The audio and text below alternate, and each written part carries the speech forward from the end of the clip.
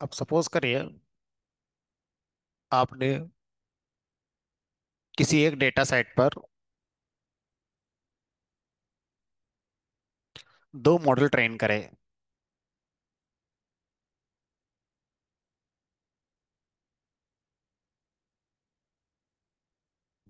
अब जब एक डेटा सेट पर दो मॉडल ट्रेन करे, पहले वाले मॉडल की एक्यूरेसी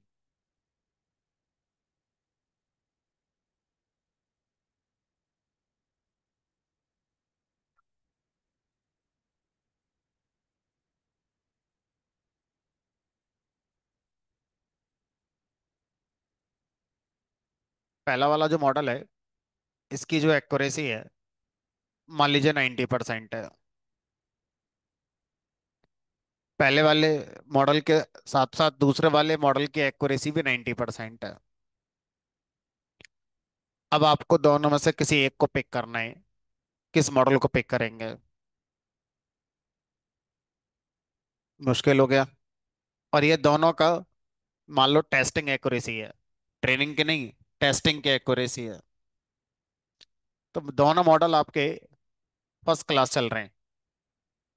अब कैसे पिक करोगे कौन सा मॉडल आपका ज्यादा सही रहेगा?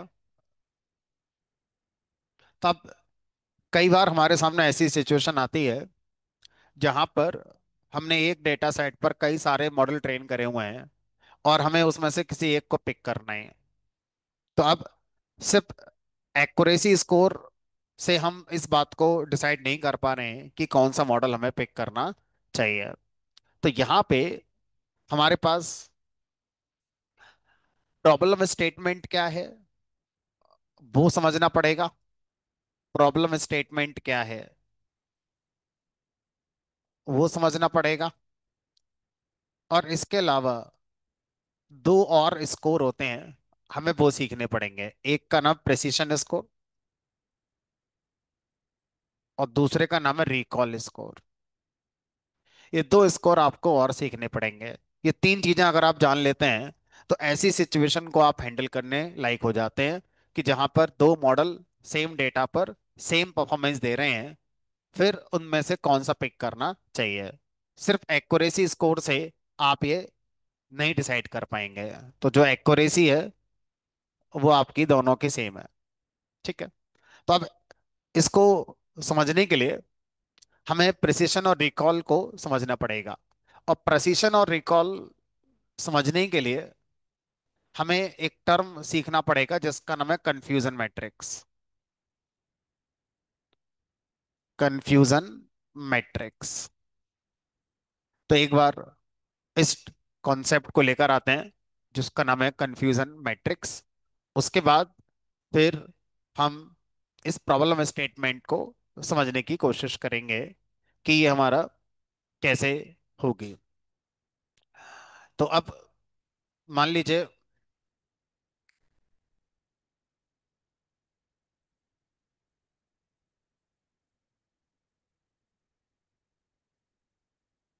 मेरे पास एक डेटा सेट है जो कि मेरे पास है नहीं। अब देखो जो भी टॉपिक हम पढ़ रहे हैं उस टॉपिक में हम बहुत ज़्यादा डिपेंडेंट हो गए अपने डेटा सेट के ऊपर। तो अब अगर मेरे पास डेटा सेट नहीं हुआ तो हम मशीन लर्निंग का प्रोग्राम ही नहीं बना पाएंगे। तो एसके लर्न जो लाइब्रेरी है जो हम यूज़ कर रहे हैं, इस लाइब्रेरी के अंदर भी बहुत सारे डेटा सेट्स अवेलेबल हैं। तो मैं इस लाइब्रेरी के अंदर एक डेटा सेट है उसका यूज़ करके आपको दिखाता हूँ, है ना। तो यहाँ लिखेंगे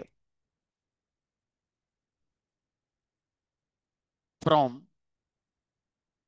sklearn डॉट डेटा सेट्स। इसके लिए कोई इंटरनेट की जरूरत नहीं है। From sklearn dot data sets import. तो बहुत सारे डेटा सेट यहाँ पर अवेलेबल हैं। जितने भी डेटा सेट हैं उनको लोड करने के लिए हमें कुछ फंक्शंस दिए गए हैं। उन फंक्शंस को आप क्या करते हैं, इंपोर्ट करते हैं। तो एक फंक्शन है जिसका नाम है लोड। Underscore breast cancer.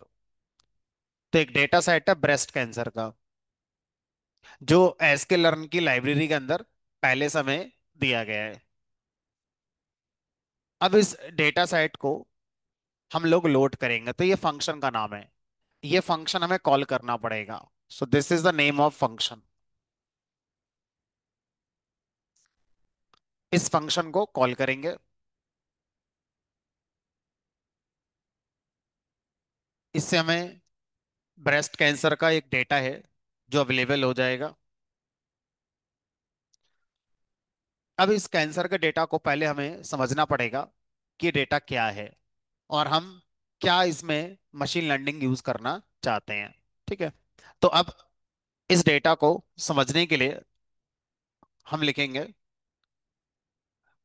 जो डेटा हमने लोड करा है उस वेरिएबल का नाम डॉट डिस्क्रिप्शन, DESCR। तो DESCR क्या है? एक एट्रीब्यूट है हमारे लोडेड डेटा का। जो भी डेटा आप sklearn का लोड करते हैं, उसका डिस्क्रिप्शन जानने के लिए डेटा जिस वेरिएबल में लोड हुआ है उसके ऊपर डिस्क्रिप्शन एट्रीब्यूट कॉल करेंगे। तो ये डेटा सेट के बारे में बताया गया है। ब्रेस्ट कैंसर डेटा सेट है। इसमें टोटल 569 सैंपल्स हैं। तो इसको आप इस तरह से इमेजिन करो कि इसमें 569 सैंपल्स हैं। एक, दो, तीन, चार, पाँच, डॉट डॉट डॉट, ऐसे करके 569 सैंपल्स हैं। इसके बाद 30 एट्रीब्यूट्स हैं। 30 एट्रीब्यूट मतलब 30 फीचर्स हैं। एक, दो, तीन, चार, पाँच, ऐसे करके 30 फीचर्स हैं। एक एट्रीब्यूट है जो हमारा क्लास को रिप्रेजेंट कर रहा है। तो टोटल 31 कॉलम है। 31 में 30 कॉलम फीचर हैं और एक कॉलम आपका क्लास टारगेट है। ठीक है। अब यहाँ पर जो एट्रीब्यूट हैं, यानी कि जो फीचर हैं, वो क्या है? वो हमारे रेडियस है, टेक्सचर है, पेरीमीटर। मतलब ऐसे मान लो जैसे ब्रेस्ट में ट्यूमर हो गया। अब उस ट्यूमर को हमने चेक कराया कि वो ट्यूमर कहीं कैंसर तो नहीं बन जाएगा आगे जाके। तो अब ट्यूमर की रेडियस क्या है, उसका टेक्सचर क्या है, पेरीमीटर क्या है, स्मूथनेस क्या है, ये सारे मेडिकल पैरामीटर्स हैं। ठीक है। तो जो ट्यूमर था आपका, उस ट्यूमर को हमने चेक कराया इन इन सारे फैक्टर के ऊपर। तो ये क्या हो गए? हमारे फीचर्स हो गए।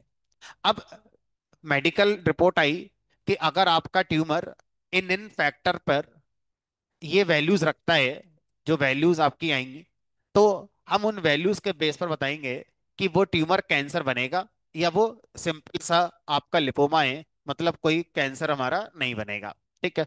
तो अब अगर आपसे कहा जाए कि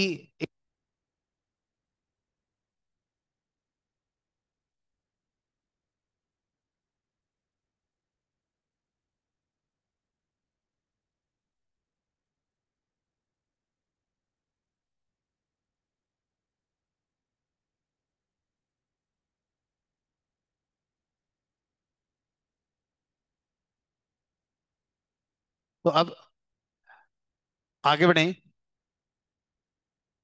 इसमें हर फीचर के बारे में मिनिमम मैक्सिमम की बात यहाँ पे दे रखी है।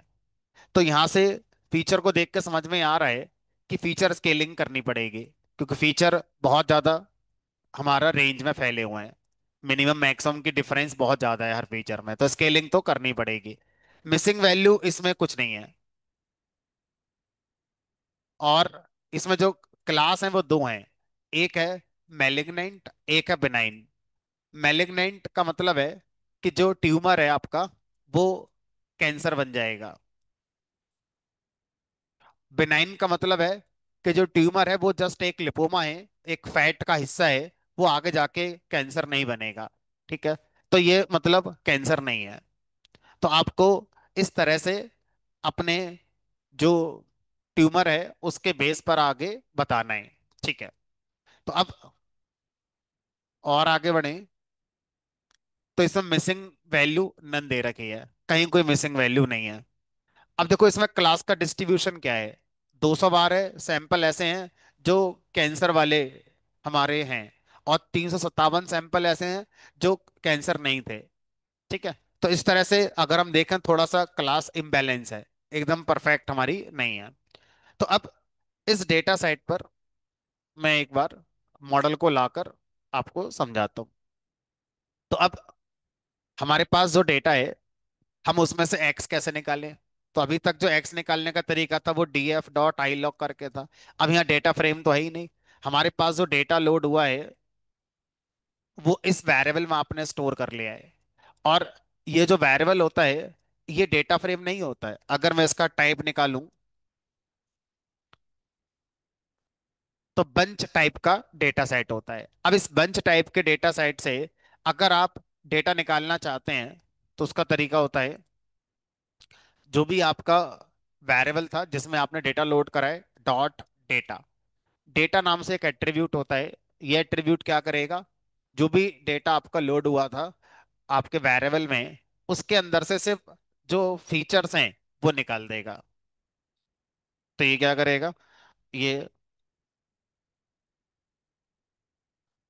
Extract feature matrix from loaded data set. इसी तरह से अगर वाई निकालना है तो यहाँ पर टारगेट एट्रीब्यूट होता है।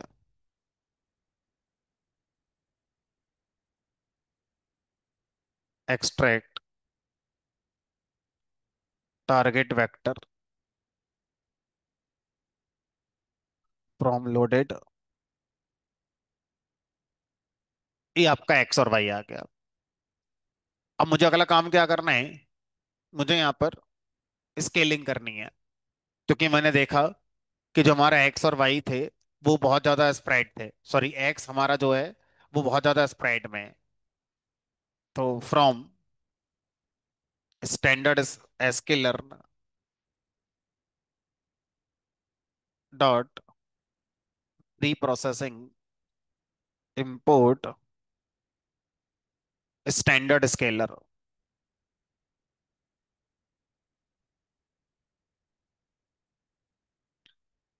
S C equal to standard scaler S C dot fit underscore transform, इसमें एक्स पास कर दिया, इससे आपको एक्स न्यू मिल गया।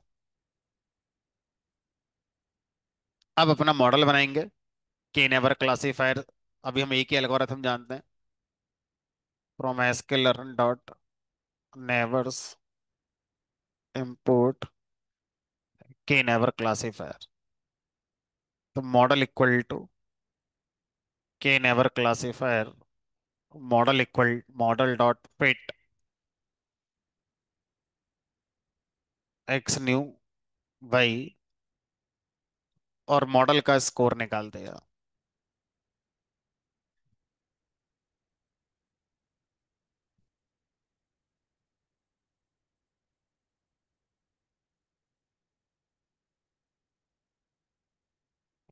तो के नेबर क्लासीफायर पर जो मैंने मॉडल बनाया है कैंसर डेटा का, स्केलिंग करने के बाद ये 98% परफॉर्मेंस दे रहा है।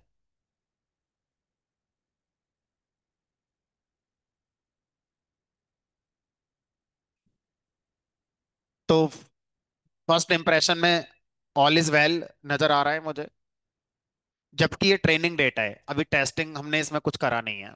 ठीक है, क्योंकि मुझे जो समझाना है मैं एक ही डेटा पर समझा सकता हूँ, अलग से टेस्टिंग का अरेंजमेंट करने की कोई जरूरत नहीं है।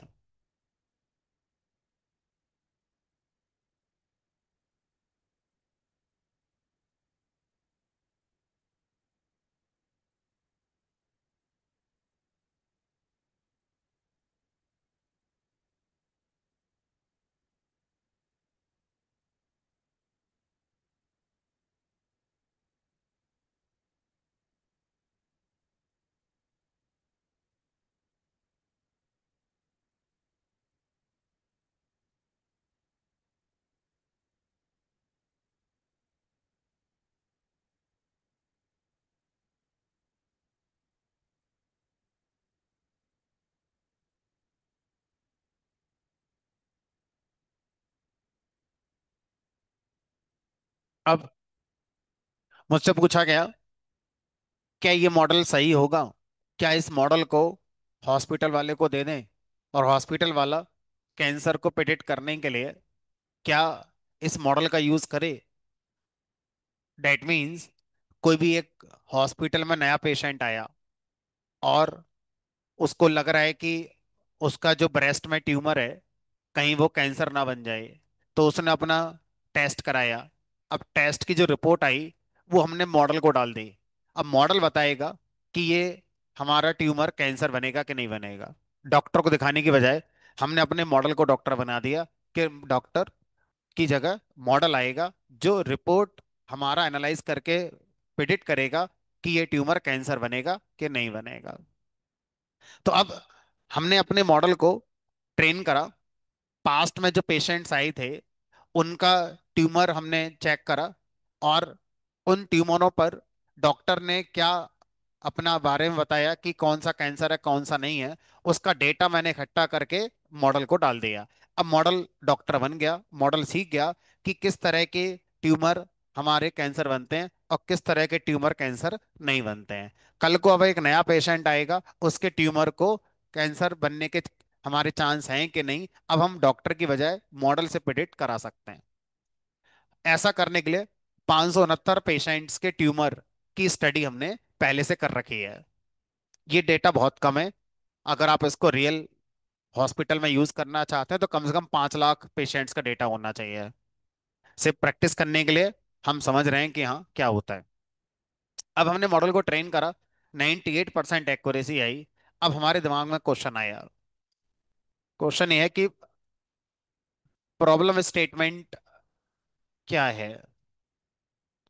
प्रॉब्लम स्टेटमेंट में यह है कि अगर मान लीजिए किसी भी पेशेंट को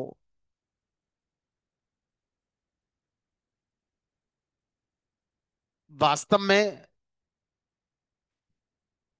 कैंसर है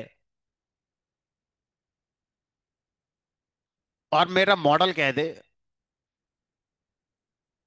कैंसर नहीं है। दूसरी सिनेरियो, मेरे पेशेंट को कैंसर नहीं है और मॉडल कह दे कैंसर है। दोनों बातें हो सकती हैं भाई। मॉडल 98% एक्यूरेट है, 2% गलत तो फिर भी है। अब वो 2% गलत क्या हो सकता है? 2% गलत ये हो सकता है कि मॉडल जिस पेशेंट को कैंसर नहीं था उसको कह दे कैंसर है, और जिसको कैंसर था उसको मना कर दे कैंसर नहीं है। अब बताओ, आप अपने मॉडल में क्या चीज ज्यादा फोकस करना चाहते होगे? किसी एक बात को अगर आपसे कहा जाए पिक करो, तो किसके साथ जाना पसंद करोगे? कि मॉडल अगर ये चीज झूठ बोल रहा है कोई बात नहीं, लेकिन ये बिल्कुल ना बोले।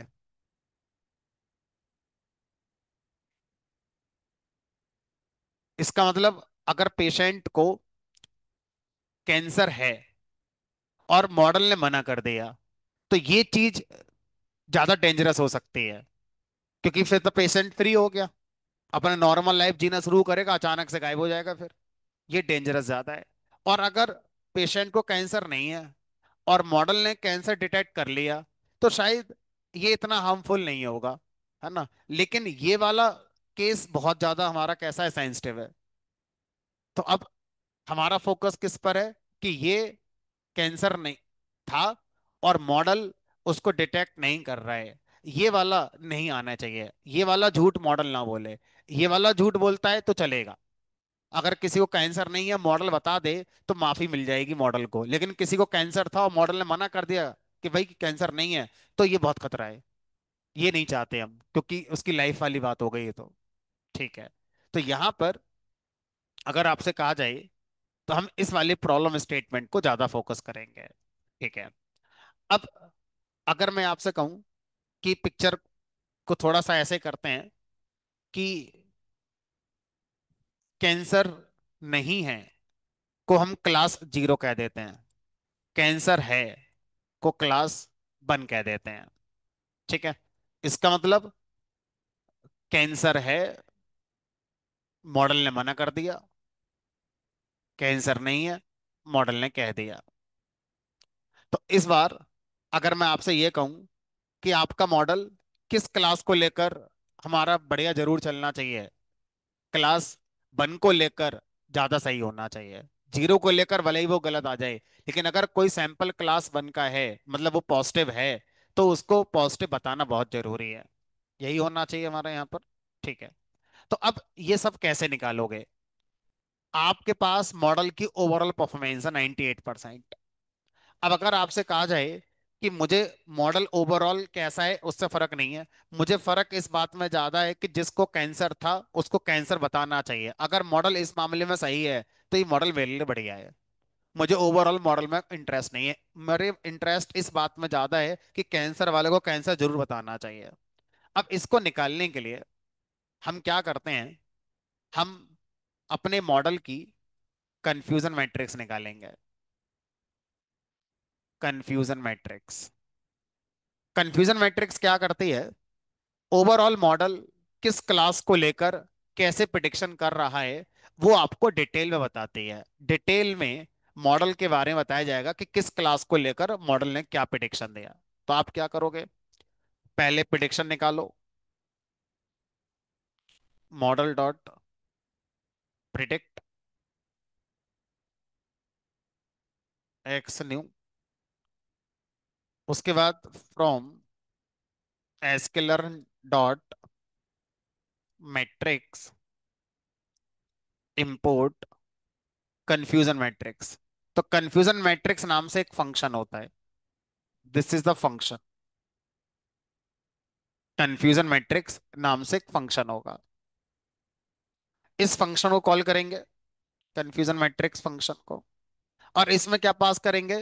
जिन सैंपल का आपके पास पहले से आउटपुट पता था और उन सैंपल का मॉडल ने क्या प्रिडिक्शन दिया है, ये दो चीजें यहां पर पास करेंगे। तो वाई कॉमा प्रिडिक्शन।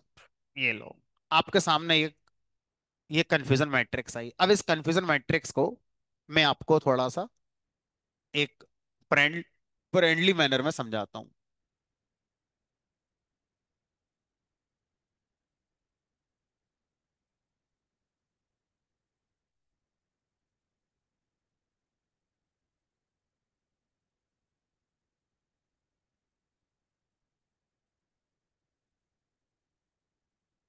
तो अब इस कहानी को मैं थोड़ा टाइम लेकर और फ्रेंडली मैनर में समझाने की कोशिश करता हूँ।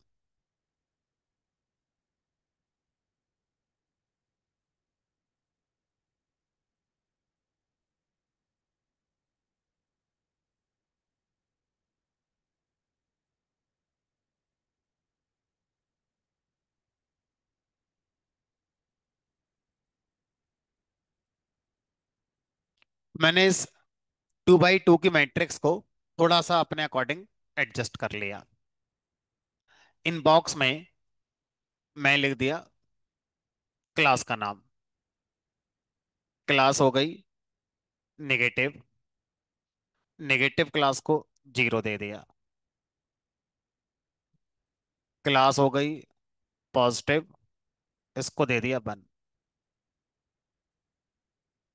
Negative class 0।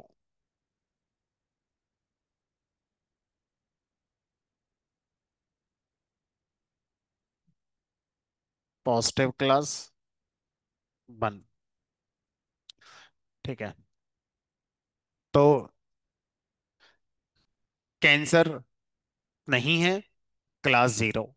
कैंसर है, क्लास 1। हम ये मान के चल रहे हैं यहाँ पर। अब ये है हमारे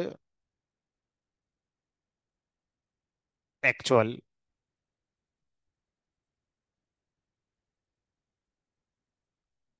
और ये है हमारा प्रिडिक्शन।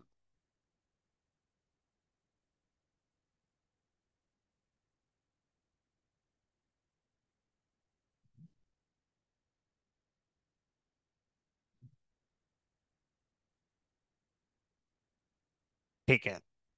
अब यहाँ पर ही मैं संख्या लिख रहा हूँ। 202, 10, 1, 3, 5, 6। चलो, अब थोड़ा सा मैं आपको इस कंफ्यूजन मैट्रिक्स को और समझाता हूं। तो क्या सीन था, ये हमारे पास मॉडल था। हमने मॉडल को ट्रेनिंग डेटा दिया, मॉडल ट्रेन हो गया।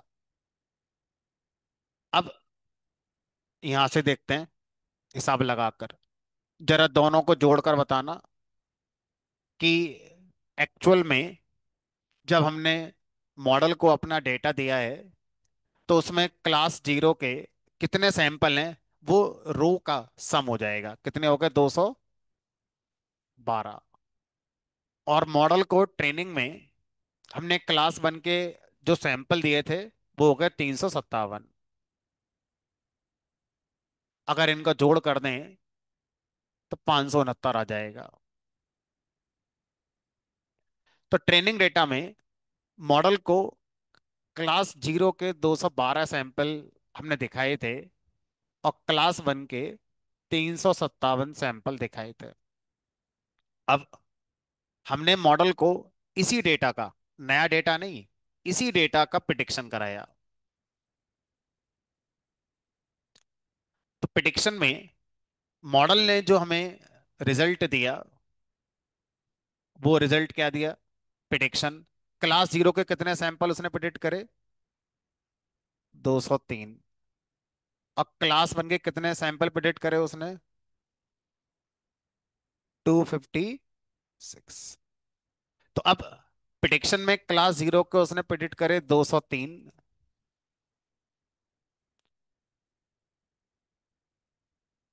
और यहाँ पर 366। जोड़ेंगे तो 569 आ गया होगा। ठीक है। अब मुझे इसको एक स्टेप आगे लेके जाना है। ये वाला जो सेल है, ये सेल ये कह रहा है कि ये उन सैंपल्स की संख्या है जो मॉडल को हमने जब ट्रेनिंग में दिए थे तो वो क्लास जीरो के थे, और मॉडल ने जब उनको प्रिडिक्ट करा है तो क्लास जीरो का ही प्रिडिक्ट करा है। मतलब 202 सैंपल क्लास जीरो के ऐसे हैं जो थे भी क्लास जीरो के, और मॉडल ने भी उनको क्या बताया है? क्लास जीरो का ही बताया है। ठीक है। अब अगर मैं आपसे कहूं मॉडल ने ये भी तो क्लास जीरो का बताया है, लेकिन एक्चुअल में ये सैंपल किस क्लास का था? वन का। और मॉडल ने किसका बता दिया ऐसे? तो इस तरह से मॉडल कंफ्यूज हो गया। था वन का, ये ट्रेनिंग डेटा हो गया, एक्चुअल डेटा मतलब जो हमने सैंपल दिया मॉडल के लिए। ठीक है। तो अब मॉडल यहाँ कंफ्यूज हो गया। तो ये मॉडल कंफ्यूजन है, यानी कि मिस क्लासिफिकेशन कर रहा है। चलो, तो अब अगर मैं यहां पर एक शब्द लिखूं, सही को सही, तो सही को सही ट्रू कहते हैं, है ना? सही को सही बताना मतलब ट्रू। तो ये वाला सेल वो है जो सही को सही बताता है, यानी कि ट्रू। लेकिन किस क्लास को लेकर सही है ये? तो जीरो क्लास को हम क्या कह रहे हैं? एन। तो क्या बोलेंगे इसे? True negative. ठीक है। अब इस वाले डायगोनल सेल को देखो। इस डायगोनल सेल में सही को सही बताया है, से थे भी क्लास वन के, और प्रिडिक्शन भी क्लास वन का आया है। सही को सही। लेकिन ये किस क्लास के सही को सही बता रहा है? पॉजिटिव। से बोलेंगे TP, true negative, true positive. अब इस वाले सेल को आ जाते हैं। एक्चुअल में सैंपल थे क्लास जीरो के, मिस क्लासिफिकेशन कर दिया। किस क्लास में कर दिया? क्लास वन में। गलती हो गई। गलती मतलब फॉल्स। किस क्लास में कर दिया? पॉजिटिव में। गलती से पॉजिटिव बता दिया, थे नेगेटिव के। तो यहां पर क्या लिख दें? False negative. गलती से आपका नेगेटिव बता दिया, था कैसा? पॉजिटिव का। यहाँ तक पिक्चर हमने कहा, यहाँ तक ठीक ठाक लग रही है। अब थोड़ी सफाई कर लेते हैं इसके।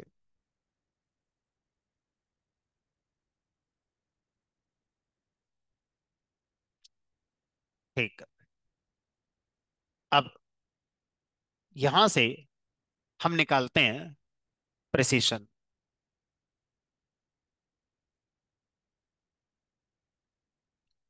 प्रिसीशन ये कहता है कि how many predicted ones are actually one.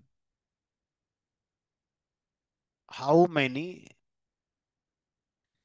Predicted ones are actually one.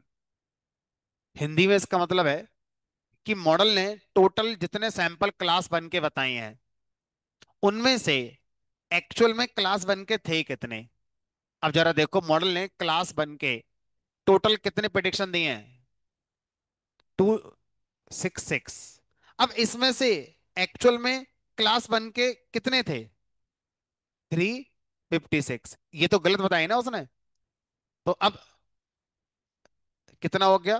356 divided by 366। ठीक है। तो अब प्रिसिशन क्लास वन का आ गया हमारा, ये वाला। ठीक है। अब अगर आपसे कहा जाए कि मैं ऐसा मॉडल चाहता हूं जो हमारा क्लास वन को लेकर स्ट्रिक्ट हो।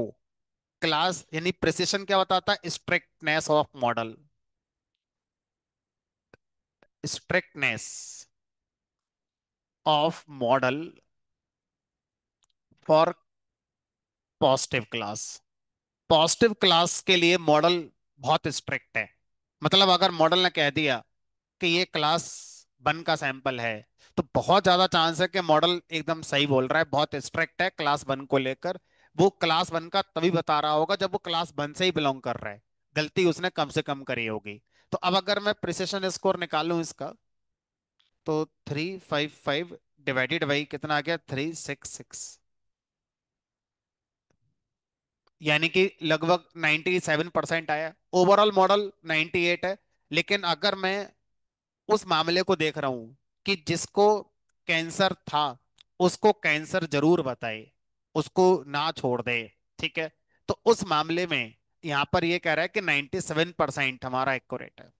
अब अगर आपसे कहा जाए, एक टर्म और होता है जिसका नाम है रिकॉल। रिकॉल क्या बताता है? रिकॉल बताता है मॉडल कितना लीनियंट है। Lenient for positive class. Lenient for positive class. Hindi में इसका मतलब है कि एक्चुअल में पॉजिटिव क्लास के कितने सैंपल थे, उनमें से कितने पकड़ पाया वो। देख के बताओ। एक्चुअल में पॉजिटिव क्लास के जितने सैंपल थे, उनमें से कितने पकड़ पाया वो पॉजिटिव क्लास के। कितने थे एक्चुअल में पॉजिटिव क्लास के सैंपल? 357। क्लास वन के टोटल सैंपल, टोटल, उनमें से कितने पकड़ पाया वो? 356 पकड़ पाया। यानी कि 356 डिवाइडेड बाई 357। 356 divided by 357। तो इस मॉडल का रिकॉल है 99। और इस मॉडल का जो हमारा प्रिसीशन है वो है लगभग 97। तो अब रिकॉल ये कह रहा है कि मैं हाई हूं। इसका मतलब है मॉडल को जरा सा भी लगता है प्रिडिक्शन में कि ये पॉजिटिव क्लास से होगा, तो तुरंत उसको पॉजिटिव का बता देता है। मॉडल बहुत लीनियंट है। किस क्लास को लेकर? पॉजिटिव क्लास को लेकर। जरा सा भी मॉडल को डाउट लगता है कि ये सैंपल पॉजिटिव का ना हो, तुरंत उसे किसका बता दे रहा है? पॉजिटिव का बता दे रहा है। 97% प्रेसिशन है। इसका मतलब मॉडल जिन जिनको, ध्यान से सुनना, मॉडल जिन जिनको क्लास वन का बता रहा है, तो मैंने एक तरफ बोला कि लीनियंट हो गया है। लीनियंट का मतलब है कि हो सकता है कि संभावना उसकी थी जीरो से होने की, लेकिन थोड़ा सा डाउट होते ही उसने उसको क्या बता दिया? क्लास वन का बता दिया। तो अब प्रिसिशन क्या बताएगा कि मॉडल ने जितने क्लास वन के बताए हैं उनमें से वास्तव में कितने क्लास वन के थे, वो क्या होगा? हमारा यहां पर प्रिसिशन होगा। ठीक है। तो अब बताओ, मेरे पास प्रिसिशन आ गया ये, और रिकॉल आ गया ये। अब कैंसर वाले डेटा में आप क्या देखना पसंद करोगे? प्रिसिशन देखना पसंद करोगे या रिकॉल देखना पसंद करोगे? दोबारा समझ लो, दोबारा समझ लो। कोई भी पेशेंट आया अपना कैंसर चेक कराने, ठीक है। अब आप क्या चाहते हो कि मेरा मॉडल इसको कैंसर अगर प्रिडिक्ट कर रहा है,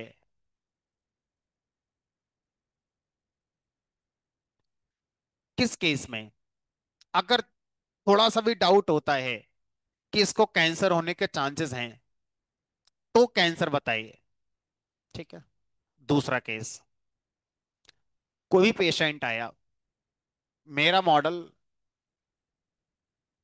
अगर डाउट भी है तो भी कैंसर बता दो। दूसरा केस, मेरा पेशेंट आया, मॉडल के पास गया, मॉडल कह रहा है कि मैं यार आपको कैंसर तभी बताऊंगा जब बहुत ज्यादा स्ट्रांग एविडेंस मुझे नजर आएगा कि कैंसर है ही है आपको, है ना? तो तभी बताऊंगा मैं आपको कैंसर है, स्ट्रांग एविडेंस।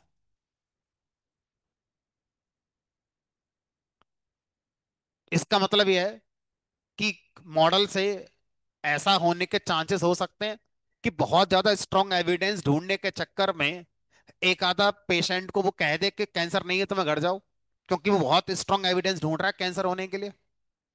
और अगर वो नहीं ढूंढ पाया और हमारे पेशेंट को जरा सा भी सिम्टम्स थे कैंसर के और मॉडल नहीं पकड़ पाया, तो फिर तो वो घर चला जाएगा, कह देगा कि भाई जीरो है आपका। तो अब बताओ, आप कौन सा मॉडल बनाना चाहोगे? पहले वाले केस का, कि जरा सा भी पेशेंट को डाउट लगे कि इसमें कैंसर हो सकता है, बता दो, बाद में देखेंगे कि है कि नहीं, अभी तो बता ही दो। दूसरा केस, नहीं, बहुत ज्यादा स्ट्रांग आपको एविडेंस नजर आए रिपोर्ट में, बहुत ज्यादा श्योर हो आप, 70-80% श्योर हो, तभी कहना कि कैंसर होगा, वरना तो मना कर दो, घर जाओ अपने, कोई दिक्कत नहीं है। बताओ कौन से वाले मॉडल को आप यूज करना चाहोगे पेशेंट की जान बचाने के लिए? फर्स्ट वाले को, ना कि सेकंड वाले को। क्योंकि सेकंड वाले में मॉडल बहुत स्ट्रिक्ट हो गया है, इतना स्ट्रिक्ट हो गया है कि अगर वो डाउटफुल है तो कैंसर बताते ही नहीं है, क्योंकि उसको चिंता अपनी रेपुटेशन की है कि कहीं झूठ ना बोल लूं मैं। किस मामले में? कि कैंसर के बारे में हम कह रहे हैं भाई आपके चक्कर में पेशेंट की जान चली जाएगी, तो आपको जरा सा भी डाउट लग रहा है तो बता दो कैंसर हो सकता, कोई बात नहीं, ये झूठ आपका नुकसानदायक नहीं होगा पेशेंट के लिए। समझ रहे हो? ये झूठ नुकसानदायक नहीं होगा।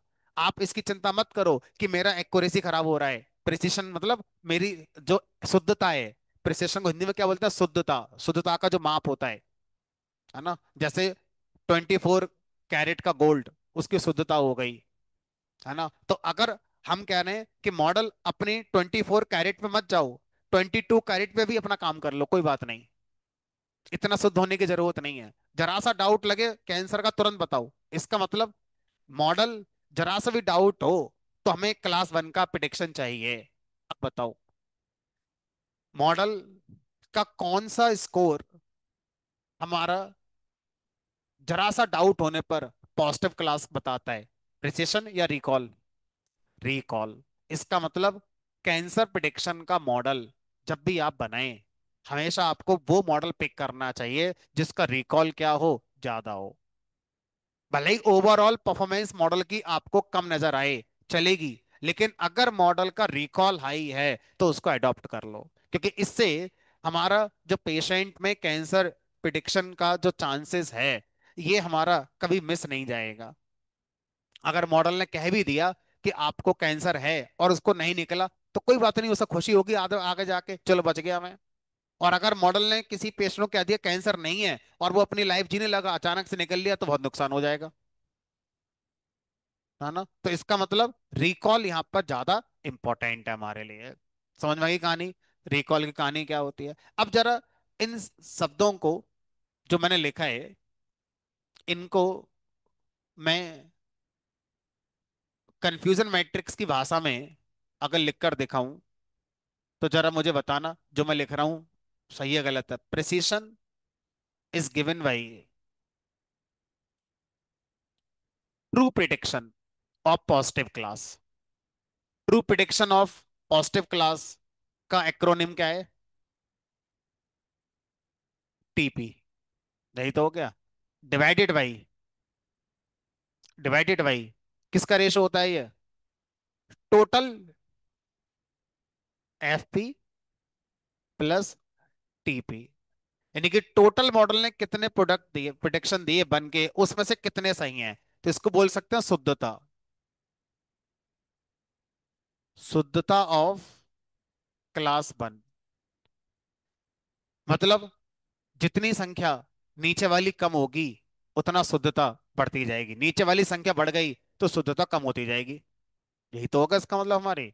ठीक है, तो अब सोचकर देखो, अगर एफ पी जीरो हो जाता, एफ पी जीरो हो जाए, तो इसका मतलब ये डिवाइडेड बाई यही रह गया, रिजल्ट कितना आ जाएगा? पूरा वन आ जाएगा। ठीक है, तो ये बड़ा आइडियल पिक्चर होगी मेरे लिए, कि मॉडल इतना स्ट्रिक्ट है कि एकदम जो बात सही है मतलब सही है। ठीक है, तो ये हो गई शुद्धता वाली कहानी, यानी कि प्रिसिशन, रिकॉल। रिकॉल को मैं एक पर्यायवाची ये दे सकता हूं, सेंसिटिव। बहुत सेंसिटिव है मॉडल, जरा सा डाउट लगा तुरंत कह देता है क्लास वन, बहुत सेंसिटिव हो गया है। ठीक है, तो अब क्या रिजल्ट आएगा? TP upon F N plus TP. तो ये हो गया रिकॉल का फार्मूला, प्रिसिशन का फार्मूला ये हो गया, रिकॉल का फार्मूला ये हो गया। समझ में आ गई हमारी कहानी, क्या हमारी चल रही है? ठीक है भैया। तो अब प्रिसिशन को ट्रू पॉजिटिव रेट भी कह देते हैं, ट्रू पॉजिटिव रेट। और इस तरह से ये हमारा हो गया प्रिसिशन और रिकॉल की कहानी। अब जरा मैं आपको एक्यूरेसी निकाल कर दिखाता हूं, जो आज तक हम एक्यूरेसी निकालते थे। एक्यूरेसी का फार्मूला होता था जो इसी से निकलता है, true prediction of all classes, true positive plus true negative divided by all samples, true negative plus false positive plus false negative plus true positive. इसको क्या बोलते हैं? एक्यूरेसी। अब जरा करके देखें। एक्यूरेसी का फार्मूला हमारे सामने है और हमने डायरेक्ट निकाल लिया है, तो जोड़ो कितने हो गए? टी एन प्लस टीपी, 356 और 202। 356 plus 202, 558, divided by total number of sample, 569। ये देखो 980666 आ गई। अब मैंने जो इतनी मेहनत करी है, आपको इतनी मेहनत करने की जरूरत नहीं थी। आप चाहें तो क्या कर सकते थे, from sklearn dot metrics import precision score. Precision score नाम का फंक्शन भी होता है और रिकॉल स्कोर नाम का फंक्शन भी होता है। तो प्रिसिशन स्कोर फंक्शन कॉल करेंगे, ये आ गया precision 97। Recall score function call करेंगे, वाई कॉमा प्रिडिक्शन पास करेंगे, ये आ गया आपका रिकॉल स्कोर।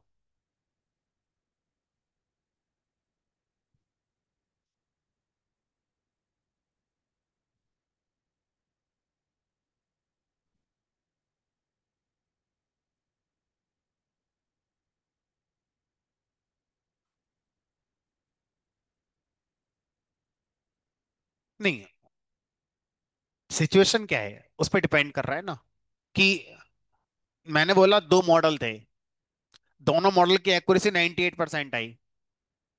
अब दोनों मॉडल का पर्पस था कैंसर डिटेक्ट करना। अब दोनों में से कौन सा लेकर आओगे? तो एक मॉडल का रिकॉल 99 है, एक मॉडल का रिकॉल 97 है। जिसका रिकॉल हाई होगा, क्योंकि वो सिनेरियो में क्या है, आपको जिसको कैंसर का डाउट है तुरंत मिल जाए, वो मॉडल ज्यादा अच्छा है हमारे लिए। ठीक है, तो उस केस में रिकॉल वाला मॉडल जो हाई है वो हम पिक करेंगे, तो ऐसे सिनेरियो में यूज करते हैं इसका। अभी और पिक्चर दिखाऊंगा आपको।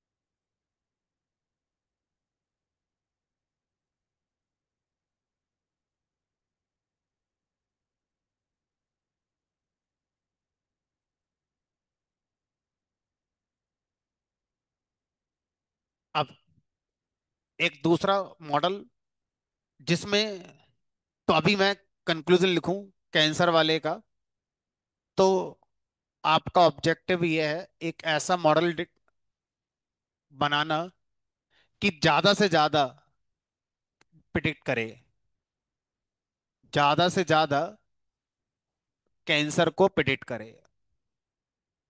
है ना। जरा सा भी डाउट हो तुरंत कह दे हाँ कैंसर है। मतलब अगर मॉडल को 30% 40% संभावना लगे तो कैंसर बताए, ये ना सोचे 60% 70% होगा तभी बताऊंगा कैंसर, क्योंकि बहुत हमें मॉडल को सेंसिटिव बनाना है कि जरा सा भी चांस लगे तुरंत कह दो कैंसर है। ठीक है, इसका मतलब हम क्लास वन ज्यादा से ज्यादा गैस करना चाहते हैं, ऐसा मॉडल दो जो तुरंत क्लास वन बताना शुरू कर दे, जरा सा लगे क्लास वन बता दे, क्योंकि ऐसा मॉडल हमारे काम का है। एक दूसरा एग्जांपल लेते हैं। मान लीजिए एक मॉडल बनाया मैंने स्पैम क्लासीफायर का। अब मेरा मॉडल बनाया गया स्पैम वाला।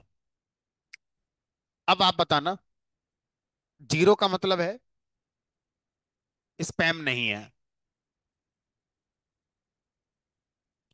वन का मतलब है स्पैम है। अब इस वाले मॉडल को जब आप बनाओगे तो कैसा मॉडल चाहते होगे, जो हमारा ज्यादा से ज्यादा स्पैम बताए या ज्यादा से ज्यादा स्पैम ना बताए? एक एग्जाम्पल लेते हैं। ठीक है, मान लीजिए आप कहीं किसी कंपनी में इंटरव्यू देकर आए।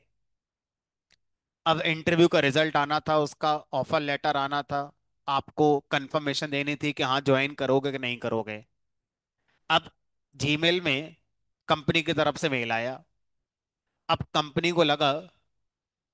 को लगा कि ये स्पैम होगा, क्योंकि कभी इस बंदे ने इस मेल आईडी से कोई मेल रिसीव करी नहीं आज तक। तो जीमेल ने क्या करा, आपके ऑफर लेटर को उठाकर डाल दिया स्पैम में, क्योंकि उसको लगा वो स्पैम है। अब आप ढूंढ रहे हो यार, कंपनी से लेटर नहीं आया, अभी तक लेटर नहीं आया, आपको तो बहुत नुकसान हो गया। क्योंकि मॉडल कैसा बनाया गया है, ऐसा बनाया गया है जो ज्यादा से ज्यादा क्या पकड़े, बन पकड़े। जो कैंसर वाला था वो ऐसा ही था, ज्यादा से ज्यादा कैंसर पकड़े, कि नहीं क्लास वन को पकड़े। लेकिन स्पैम वाले में आप ऐसा नहीं चाहोगे। स्पैम वाले में आप क्या चाहोगे कि स्पैम जब बिल्कुल श्योर हो तभी स्पैम बताना, और जरा सा भी डाउट हो तो उसे नॉट स्पैम में डाल दो, कोई बात नहीं। इंपॉर्टेंट मैसेजेस मेरे मिस नहीं होने चाहिए। क्योंकि अगर कोई मैसेज इंपॉर्टेंट था और मेरे मॉडल को लगा नहीं यार ये तो स्पैम है, और उसने डाल दिया तुरंत स्पैम के अंदर, और मेरा तो बहुत नुकसान हो जाएगा। यानी कि यहां पर मैं कैंसर वाले मॉडल को बहुत सेंसिटिव बनाना चाहता हूं। इसकी सेंसिटिविटी हाई रहनी चाहिए। यहां पर सेंसिटिविटी हाई नहीं रखनी है, क्योंकि अगर मैंने यहाँ सेंसिटिविटी हाई रख दी तो हर मेल को क्या डालना शुरू कर देगा, वो स्पैम।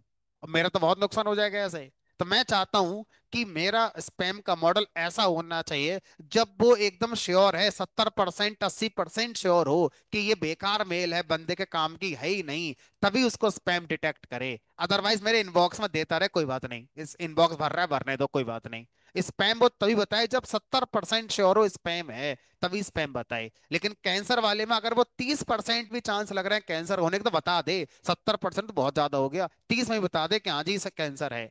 तो अब बताओ, इस बार स्पैम क्लासिफायर का जो मॉडल मैं बनाऊंगा, क्या मेरा हाई होना जरूरी है? प्रिसीशन हाई होना जरूरी है। प्रिसीशन मेरा हाई होना चाहिए। यहां पर रिकॉल हाई होना जरूरी है। यानी कि दो अलग अलग एग्जाम्पल मैंने दिए, जहां पर एक्यूरेसी दोनों मॉडल की 98% थी। लेकिन आप पहले वाले केस में वो मॉडल पिक करना चाहेंगे जिसका रिकॉल हाई हो, दूसरे वाले एग्जाम्पल में वो मॉडल पिक करना चाहेंगे जिसका प्रिसिशन हाई हो। समझ में आ रहा है? तो एक्यूरेसी हमेशा एक अच्छा क्राइटेरिया नहीं होती डिसाइड करने के लिए। ठीक है, चलो अब आगे चलते हैं। अगला पॉइंट यह है कि सर, अगर आपसे कहा जाए कि मेरे पास तीसरा केस ये है जहां पर मेरा एक ऐसा मॉडल है जो फेस देखकर बताएगा कि ये मेल है या फीमेल है। अब मेल को क्लास 1 मान लो, फीमेल को क्लास 0 मान लो। बताओ, इस बार आप अपने मॉडल में क्या ढूंढना चाहते हो? क्या इस बार सिर्फ सेंसिटिविटी या सिर्फ प्रिसीशन देखोगे? हमने कहा नहीं। इस बार तो ना तो हम ये कह सकते हैं कि हमारा मॉडल बहुत सेंसिटिव होना चाहिए, मतलब हर बार क्लास 1 बताओ, क्यों बताओगे भाई क्लास 1? जो 0 है उसको 0 बताओ, जो 1 है उसको 1 बताओ। ज्यादा ज्यादा 1 थोड़ी चाहिए मुझे। अगर मुझे मॉडल से ज्यादा 1 चाहिए होते हैं तो हाई रिकॉल वाला मॉडल चाहिए। मुझे मॉडल से जितने 1 प्रिडिक्ट कर रहा है वो एकदम करेक्ट होने चाहिए, उस पर ज्यादा फोकस कराना है तो प्रिसिशन हाई वाला चाहिए। ठीक है। तो अब सर यहाँ तो हमें दोनों का क्या चाहिए, बैलेंस। दोनों का बैलेंस चाहिए। प्रिसिशन और रिकॉल दोनों ही हमारे कैसे होने चाहिए, बढ़िया होने चाहिए। तो अब अगर आप प्रिसीजन और रिकॉल दोनों ही बढ़िया देखना चाहते हो तो क्या करो, प्रिसीजन और रिकॉल का एवरेज ले लो।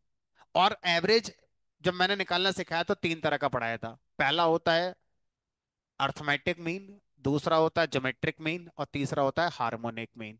तो यहां पर हार्मोनिक मीन निकालते हैं, तो 2 × प्रिंसिप precision into recall divided by precision plus recall. ये फार्मूला होता है, इसको बोलते हैं F1 स्कोर। तो जो F1 स्कोर होता है, F1 स्कोर प्रिसिशन और रिकॉल का क्या होता है, हार्मोनिक मीन होता है। और प्रिसिशन स्कोर और रिकॉल स्कोर का हार्मोनिक मीन, जिसको हम F1 स्कोर कहते हैं, ये हम तब देखते हैं जब हमारा डेटा इम्बैलेंस हो। अगर इम्बैलेंस डेटा है तो इम्बैलेंस डेटा में आपको किसी पर्टिकुलर क्लास को फोकस नहीं करना है कि यही ज्यादा आना चाहिए या वो ज्यादा आना चाहिए, लेकिन डेटा इम्बैलेंस है तो आपको क्या करना है, F1 स्कोर देखना है। और अगर आपका डेटा बैलेंस है और आपको ये मैटर नहीं करता है कि मॉडल सेंसिटिव ज्यादा हो या रिकॉल ज्यादा अच्छा हो या प्रिसिजन ज्यादा अच्छा हो, तो सिर्फ एक्यूरेसी स्कोर से काम हो जाएगा। तो अब एक्यूरेसी स्कोर जो आज तक हम देखते आए थे, वो एक्यूरेसी स्कोर तब अच्छा है जब आपको ना प्रिसिशन से मतलब है, ना रिकॉल से मतलब है, या ऐसे कह लो कि मुझे प्रिसीशन और रिकॉल दोनों ही बढ़िया चाहिए। प्रिसीशन भी अच्छा चाहिए, रिकॉल भी अच्छा चाहिए, और बैलेंस डेटा सेट है। तो क्या निकालो, एक्यूरेसी स्कोर। ठीक है। प्रिसीशन भी अच्छा चाहिए, रिकॉल भी अच्छा चाहिए, लेकिन इम्बैलेंस डेटा सेट है, डेटा सेट इम्बैलेंस है, तो F1 स्कोर निकालो। ठीक है। अब आपका डेटा सेट बैलेंस्ड है चाहे इम्बैलेंस्ड है, उससे फर्क नहीं पड़ता। आपको ऐसा मॉडल चाहिए जो जितना पॉसिबल हो उतनी पॉजिटिव क्लास को प्रिडिक्ट करे। डेट मींस हाई रिकॉल वाला आपको मॉडल चाहिए। आप ऐसा मॉडल ढूंढना चाहते हैं कि जब वो ये कहे कि ये सैंपल पॉजिटिव क्लास का है, तो बहुत ज्यादा श्योर होना चाहिए, 70-80% तक श्योर हो, तब वो कहे कि हाँ ये पॉजिटिव क्लास का ही है। अदरवाइज वो पॉजिटिव क्लास का ना बताए। तो स्पैम क्लासीफायर बेस्ट एग्जाम्पल है हाई प्रिसिशन वाले मॉडल को पिक करने का। कैंसर डिटेक्शन बेस्ट एग्जाम्पल है हाई रिकॉल वाले मॉडल को प्रिडिक्ट करने का। ठीक है। चलो बताइए, ये कहानी हो जाती है हमारे क्लासिफिकेशन की। अब अभी तक के सफर में जो भी मैं आपको पढ़ा रहा हूं, वो सिर्फ क्लासिफिकेशन से रिलेटेड कॉन्सेप्ट है। ठीक है।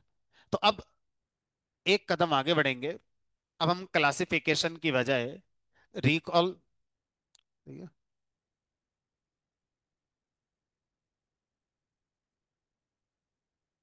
तो अब हम,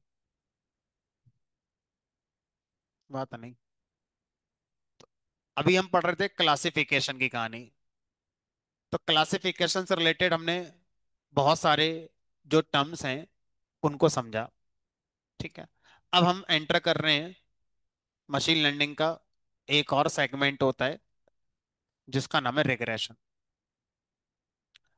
तो सबसे पहले तो ये सीखेंगे कि क्लासिफिकेशन और रिग्रेशन, मशीन लर्निंग के जो दो सेगमेंट होते हैं, इन दोनों में क्या डिफरेंस होता है। तो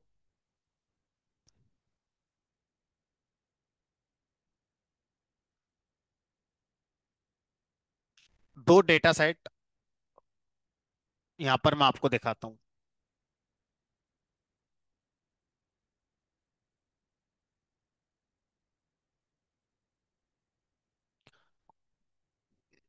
जैसे ये डेटा है, इसमें तो चलो क्लास शब्द ही लिखी हुई है, ये वाला ले लो। इस डेटा में अगर आपसे कहा जाए कि ये मेरा टारगेट है,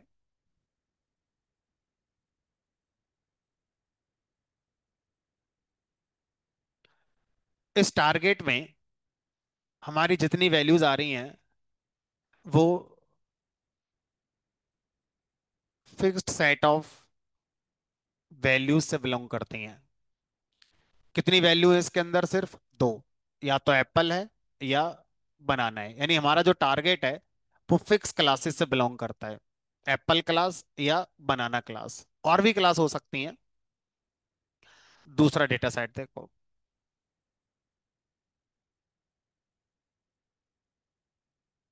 अगर आपसे कहा जाए कि मैं कोई एक फ्लैट परचेज करने जा रहा हूं और मुझे उसका साइज बताया गया स्क्वायर फीट में, कितने रूम्स हैं, कितने बाथरूम्स हैं, शहर से कितनी दूरी पर है, और कितना पुराना घर है, तो इतना प्राइस पड़ता है।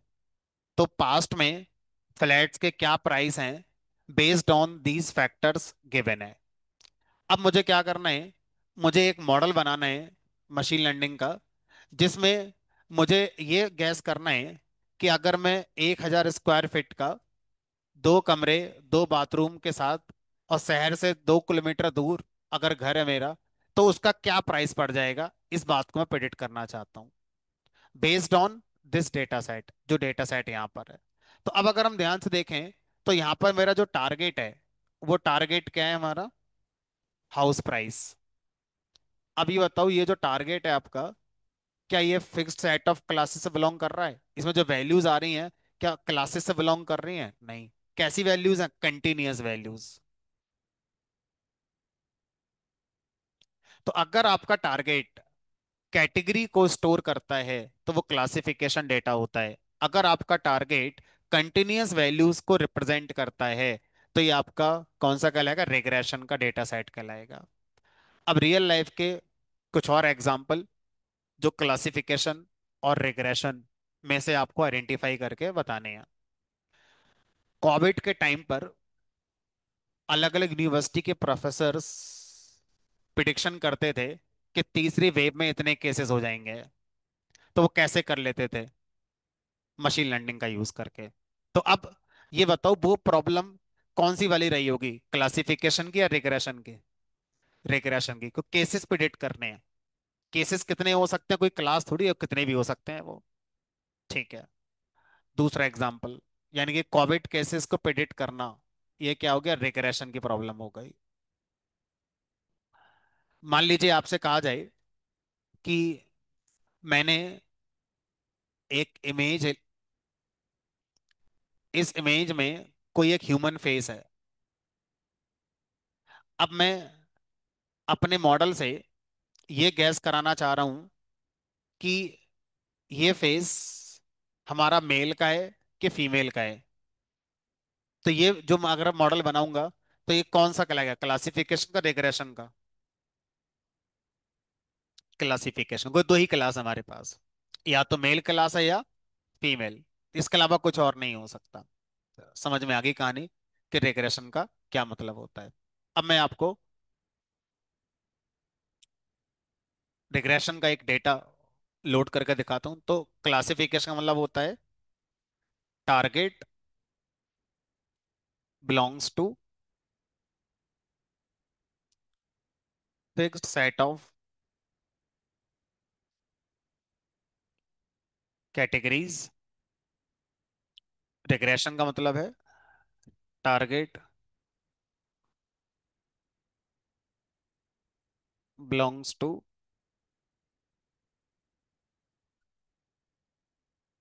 Continuous values.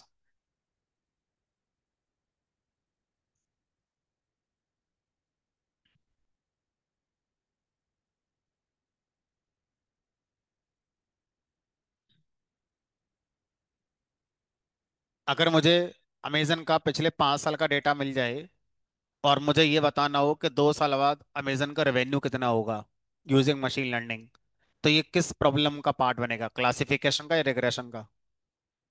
रिग्रेशन का, क्योंकि जो वैल्यू बतानी है वो कोई फिक्स कैटेगरी से बिलोंग नहीं कर रही है, कंटिन्यूअस वैल्यू कुछ भी हो सकती है वो। ठीक। अब आते हैं यहाँ पर। तो एक डेटा सेट मैंने आपको दे रखा है, उसे रीड करो। Read underscore CSV।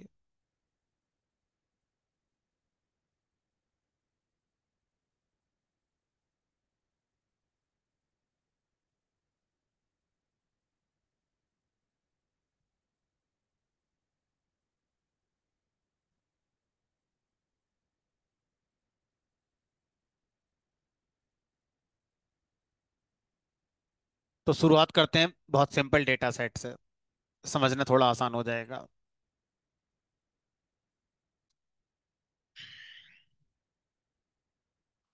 तो मान लीजिए हमें एक डेटा गिवन है, जिसमें ये बताया गया है कि किसी भी ऑर्गेनाइजेशन में जो एम्प्लॉयज काम करते हैं, उनकी सैलरीज उनके एक्सपीरियंस पर इस तरह से गिवन है कि अगर किसी का एक्सपीरियंस इतना है तो वो इतनी सैलरी ले रहा है, किसी का एक्सपीरियंस इतना है तो इतनी सैलरी ले रहा है। तो एंड सोन अराउंड मुझे 30 सैंपल्स गिवन है। अब मान लीजिए इसी ऑर्गेनाइजेशन में कोई एक नया एम्प्लॉय आता है जिसकी हायरिंग हो रही है, और मुझे गैस करना है कि क्या सैलरी उसको मिल सकती है। फॉर एग्जाम्पल, अगर किसी का एक्सपीरियंस 12 साल है तो उसको क्या सैलरी मिल सकती है, ये मुझे पता करना है। मेरे डेटा में 12 साल एक्सपीरियंस का कोई एम्प्लॉय नहीं है। मेरे डेटा में एम्प्लॉय 1 साल से लेकर 10 साल तक एक्सपीरियंस के हैं। तो इस डेटा के ट्रेंड के अकॉर्डिंग मुझे पता करना है कि अगर किसी का एक्सपीरियंस 12 साल होगा तो क्या सैलरी ले रहा होगा। या अब जैसे यहाँ पर मैं देखूं तो 9 साल एक्सपीरियंस पर है और 9.5 साल एक्सपीरियंस पर है। अगर मैं 9.2 कर दूं तो क्या सैलरी मिल रही होगी। ठीक है। इस डेटा में अगर आप देखो, फ्रेशर का कुछ नहीं है। अगर इस डेटा के ट्रेंड को कैप्चर करें और किसी का एक्सपीरियंस कुछ है ही नहीं, 0 साल एक्सपीरियंस है, तो उसको सैलरी क्या देगी कंपनी, मुझे ये गैस करना है। मतलब मेरे पास एक रेंज में डेटा है, इस पे एक पैटर्न निकालना है। अब फ्यूचर में क्या हो सकता है बेस्ड ऑन दिस पैटर्न, ये मुझे बताना है। और इससे पहले क्या हुआ होगा ये मुझे गैस करना है। ठीक है। तो इसके लिए हम क्या कर रहे हैं, एक रिग्रेशन प्रॉब्लम को सॉल्व कर रहे हैं। तो मेरे पास 1 साल से 10 साल के एक्सपीरियंस पर क्या सैलरी है वो गिवन है। अब मुझे पता करना है फ्रेशर की सैलरी कितनी हो सकती है 0 एक्सपीरियंस पर, या मुझे पता करना है 10 साल, 12 साल, 15 साल, 20 साल एक्सपीरियंस अगर है तो इस ट्रेंड के अकॉर्डिंग क्या सैलरी उसको मिल सकती है। ठीक है। तो इसके लिए मुझे एक रिग्रेशन प्रॉब्लम को सॉल्व करना है। तो कैसे करेंगे, तो इसमें बताओ कितने फीचर हो गए और कितना क्या टारगेट है।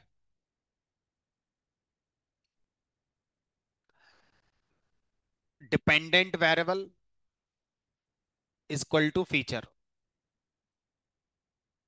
Independent variable is equal to target. ठीक है। तो अब अगर आपसे कहा जाए कि यहां पर जो हमारा लॉजिक था वही यूज करेंगे, X equal to D F dot iloc all रोज,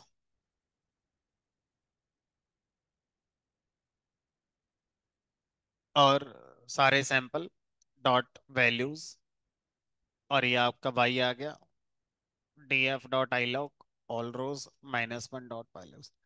तो इस लाइन को समझाने में बहुत ज्यादा इंटरेस्टेड नहीं है क्योंकि ऑलरेडी हम इसको 50 बार लिख चुके हैं, हर प्रोग्राम में लिख रहे हैं। तो इससे मेरा एक्स आ गया, अलग हो गया, और ये मेरा वाई आके अलग हो गया।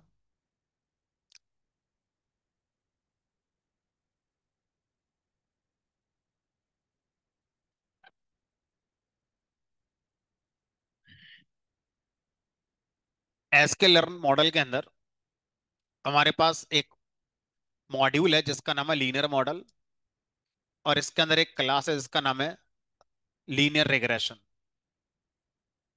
तो लीनियर रिग्रेशन एक एल्गोरिथम का नाम है जो हमारा रिग्रेशन की प्रॉब्लम के लिए सॉल्व करती है। रिग्रेशन प्रॉब्लम को सॉल्व करने की जो एल्गोरिथम है उसका नाम है लीनियर रिग्रेशन। अब ये कैसे सॉल्व करती है, लीनियर रिग्रेशन किसी भी न्यू सैंपल का प्रिडिक्शन करने के लिए लाइन की इक्वेशन यूज करती है।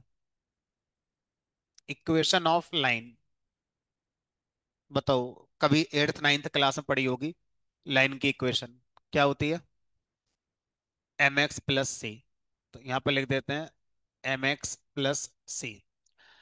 अब इस इक्वेशन ऑफ लाइन को मशीन लर्निंग से रिलेट करते हैं कि एम एक्स प्लस सी में एम कौन है, एक्स कौन है, सी कौन है, और कैसे इससे रिजल्ट आएगा। तो जो एक्स है ये हमारा होता है फीचर, और जो एम है ये इसका होता है कॉफिशिएंट, सी हमारा होता है इंटरसेप्ट। अब अगर मैं अपने वाले डेटा में देखूं तो मेरे वाले डेटा में ये हो गया एक्स, इस इक्वेशन में जो एक्स है वो है ये। अब जरा आपसे ये कहा जाए कि बताओ किसी का एक्सपीरियंस 12 साल है तो उसकी सैलरी क्या होगी। तो जो लीनियर रिग्रेशन है ये इस इक्वेशन का यूज करके आंसर देने की कोशिश करेगा। तो बताओ इसमें एक्स की वैल्यू क्या है हमारी, 12। ठीक है। अब यहां पर गुणा हो रही है एम से, प्लस यहां पर ये है सी।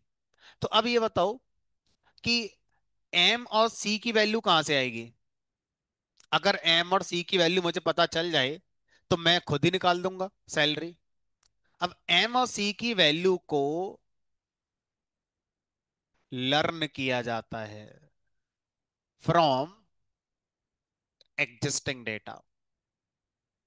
जो एग्जिस्टिंग डेटा है, दिस वन, ये पूरा का पूरा जो डेटा है आपका, इस पूरे डेटा से, ये जो पूरा आपका डेटा है, इस पूरे डेटा से क्या सीखेंगे, सीखेंगे किसको सीखोगे, एम की वैल्यू एंड सी की वैल्यू। इस डेटा से एम और सी की वैल्यू को निकालने के बाद फिर हम लाइन की इक्वेशन में इन वैल्यू को पुट करेंगे। एक्स आप बताओगे, एम और सी की वैल्यू आप नहीं बताओगे, वो डेटा से सीखेंगे और उसके बाद फिर उसको सॉल्व करेंगे। तो अब सबसे पहले क्या करेंगे, सबसे पहले एक मॉडल क्रिएट करेंगे। अब इस मॉडल को लर्न कराएंगे एम और सी की वैल्यू कैसे। अपना डेटा पास करो इसे, यहां लिखेंगे फिट, फिट के अंदर एक्स कॉमा वाई। इस लाइन ने हमारे डेटा से एम और सी की वैल्यू को लर्न कर लिया। Learn values of M and C. अब अगर मैं इस मॉडल से कहूं कि बताओ आपने एम और सी की वैल्यू क्या लर्न करी है, तो यहां लिखेंगे, अच्छा जरा वापस आ जाते हैं, एम एक्स प्लस सी में एक्स टीचर हो गया, एम क्या कहलाता, coefficient, coefficient of this X. ठीक है, तो यहां पे लिखेंगे मॉडल डॉट कॉफिशेंट अंडरस्कोर। तो this is the value of M. ठीक है, सी को क्या बोलते थे, इंटरसेप्ट। तो यहां पे लिखेंगे model dot intercept, this is the value of C. अब अगर मैं आपसे कहूं कि सर किसी का एक्सपीरियंस 12 साल है, तो बताना जरा उसकी सैलरी कितनी आएगी। तो हम प्रिडिक्ट करेंगे, prediction equal to M X plus C. M की वैल्यू उसने निकाली है this one, this value into X, X कितना हो गया 12, आपका एक्सपीरियंस हो गया ये, प्लस सी, सी की वैल्यू ये आपने निकाली, ये हो गई सी की वैल्यू। प्रिडिक्शन प्रिंट करके देखें,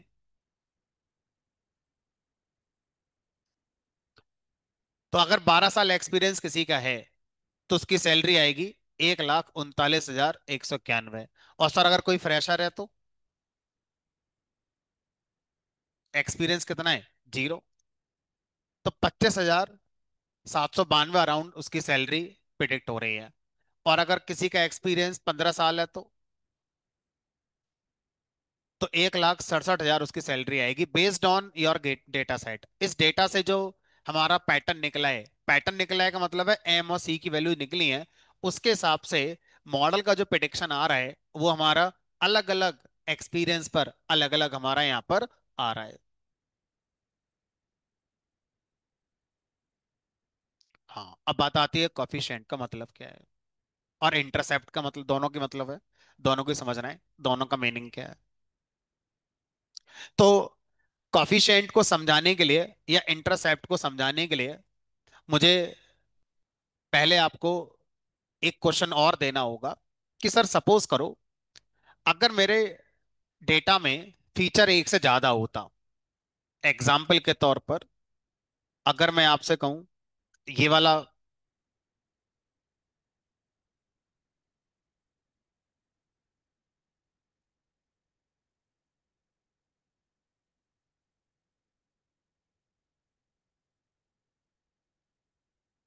अब देखो ये वाला, इस बार मैंने फीचर 2 कर दिए, अब ये टारगेट है आपका। तो अब बताओ प्रिडिक्शन के लिए इक्वेशन ऑफ लाइन क्या हो जाएगी, M1 X1 plus m2x2 + c। तो इस तरह से अगर मेरे पास n फीचर्स हैं, तो n फीचर्स के साथ जब मैं रिग्रेशन प्रॉब्लम को सॉल्व करूंगा, तो हमारी equation m1x1 + m2x2 + m3x3 dot dot dot nth feature तक जाएगी, प्लस c। यानी कि कॉफिशिएंट हर फीचर का अलग अलग होगा। जितने फीचर होंगे हर फीचर का अलग अलग कॉफिशिएंट होगा, लेकिन जो इंटरसेप्ट होता है वो हमारा एक ही होगा, पूरे मॉडल का एक ही इंटरसेप्ट हमारा होगा। अब बात आती है इसका इंट्यूशन क्या है,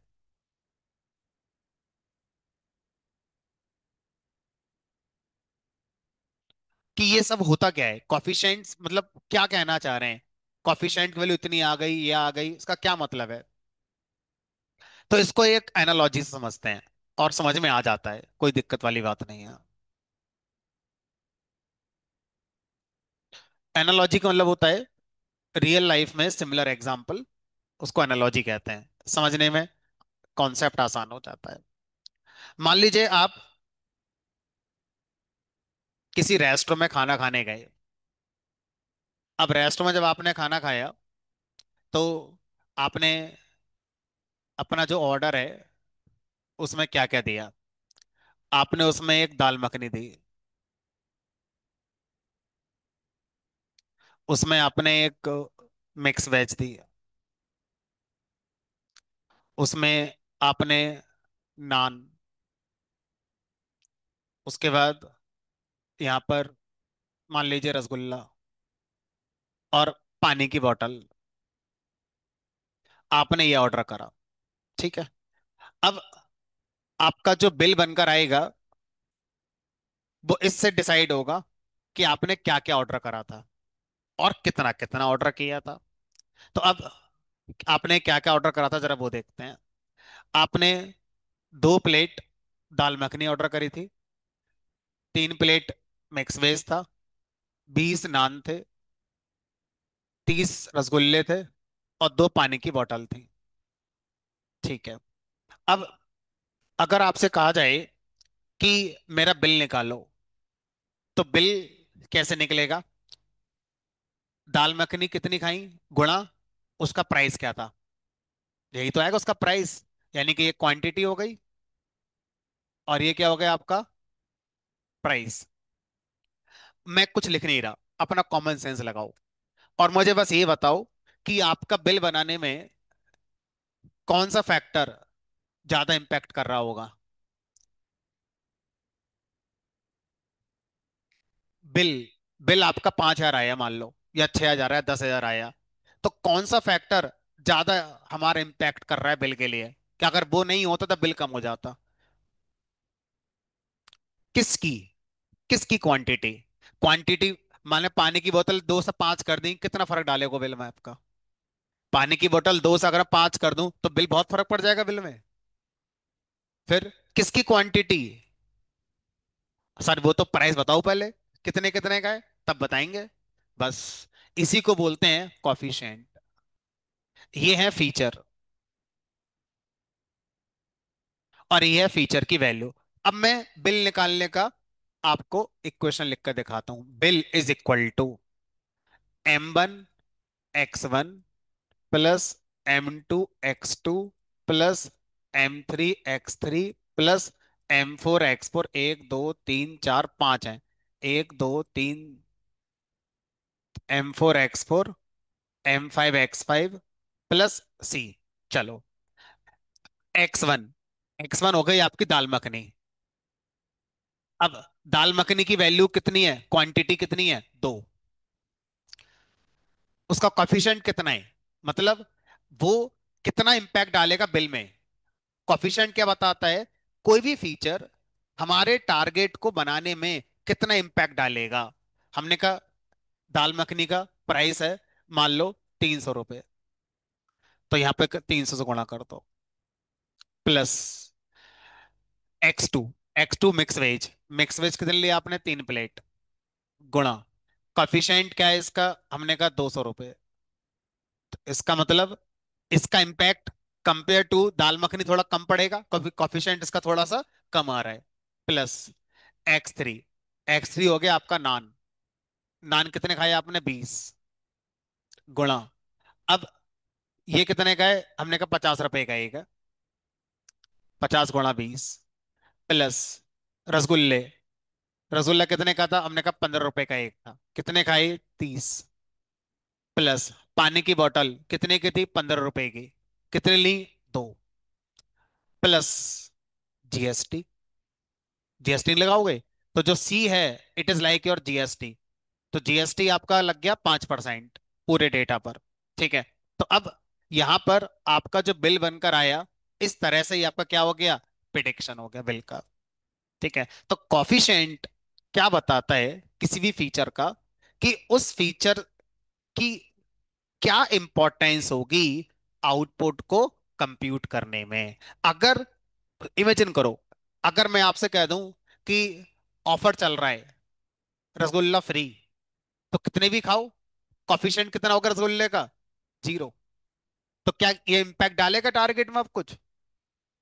तो किसी भी फीचर का कॉफिशिएंट क्या बताता है कि वो फीचर कितना इंपैक्ट डालेगा टारगेट को डिसाइड करने में। हाई कॉफिशिएंट का मतलब है वो फीचर ज्यादा इंपॉर्टेंट है, ज्यादा इफेक्ट डाल रहा है मेरे टारगेट को डिसाइड करने में।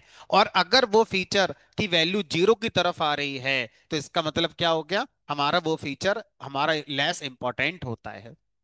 ठीक है, चलो अब बात करते हैं कॉफिशिएंट क्या है, वो तो समझ में आ गया आवाज आने से। तो जब भी कॉफिशिएंट को समझना हो, रेस्टोरेंट वाला एग्जांपल दिमाग में ले आना, एकदम क्लियर हो जाएगा कि कॉफिशिएंट किसे कहते हैं।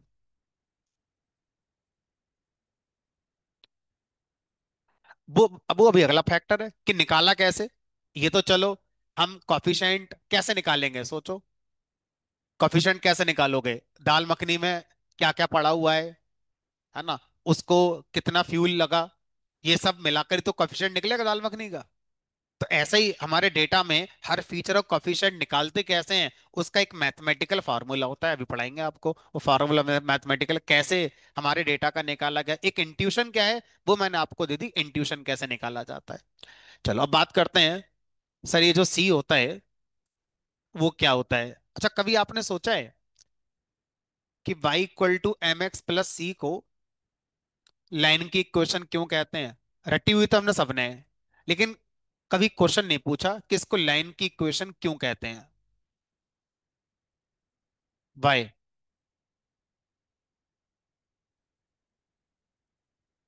ठीक है, चलो, तो इनका आंसर काफी सही है, थोड़ा सा सबको समझ में आ जाए फटाफट समझा देते हैं कि इसको लाइन की इक्वेशन क्यों कहते हैं। मान लीजिए हमारे पास, हम मान के चलते हैं m की वैल्यू 1, c की value 1 constant for each point, but for each point x अलग अलग होगा, for each point, but x की वैल्यू हर बार अलग अलग होगी, x = 1। तो जरा बताना y कितना आएगा इस इक्वेशन में, m और c की वैल्यू 1 1 कर दो, और x की वैल्यू 1 पर अब क्या आएगी, y 2, x = 2 पर y कितना आएगा, x = 3 पर y कितना आएगा, x = 4 पर y कितना आएगा, 5। मान लेते हैं मैंने कुछ एग्जाम्पल लिए, for each point x is different, but for और each point m and c, these are the constant values, m coefficient, c intercept. अब इसको ग्राफिकली समझो, ये हो गया x, ये हो गया y, ये हो गया ओरिजिन 0 0, ये 1 2 3 4 5 6, 1 2 3 4 5 6। अब जरा इस पॉइंट को इस ग्राफ में ड्रॉ करो, x की वैल्यू 1, y की वैल्यू 2, यानी कि ये यहाँ आ गया, x की वैल्यू 2, y की वैल्यू 3, ये यहाँ कहीं आ जाएगा, x की वैल्यू 3, y की वैल्यू 4, ये यहाँ कहीं आ गया, 4 5 5 6। अगर आप इन सबको मिला दो तो क्या बन गई, एक हमारी लाइन बनकर तैयार हो गई, सीधी तैयार हो जाएगी, खींचोगे सही से तो। ठीक है, तो इसलिए ये इक्वेशन क्या कहलाती है, लाइन की इक्वेशन। इसमें एम और सी को अगर कांस्टेंट कर दिया जाए, तो एक्स की अलग अलग वैल्यू के लिए वाई का रिजल्ट जो भी आएगा, उससे जो पॉइंट बनेगा, तो इस तरह से बहुत सारे पॉइंट बनाओ और फिर उन सारे पॉइंट को कनेक्ट करना। आप क्या देखोगे, एक लाइन बनकर हमारी तैयार हो गई। अब रुको, अभी जो काम की चीज है वो नहीं आई है, काम की चीज देखो। अब इस लाइन को मैं पीछे की तरफ लेके जा रहा हूं, पीछे की तरफ।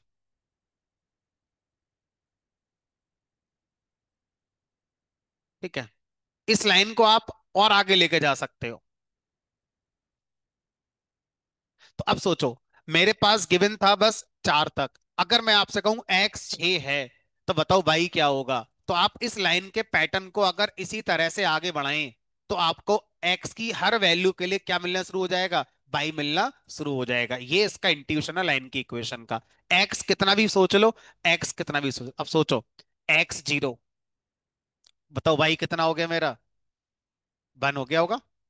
लगाओ यहाँ पे, एक्स की वैल्यू मैंने 0 कर दी। अब मैं जो बोलूंगा बहुत ध्यान से सुनना। एक्स मैंने 0 कर दिया, तो अब ये बताओ, हमारा जो रिजल्ट आएगा वो पूरी तरह से किस पे डिपेंड कर रहा है अब, सी वाले टर्म यानी इंटरसेप्ट पर। बहुत ध्यान से, मेरे वाले डेटा में अगर मैं किसी की सैलरी 0 कर देता और उसने कोई प्रोजेक्ट पे काम नहीं करा है, यानी कि x1 0, x2 0, अब उसका जो सैलरी आएगा सिर्फ उसका इंटरसेप्टर। अब इक्वेशन ऐसी बनाओ कि सी को 0 कर दो।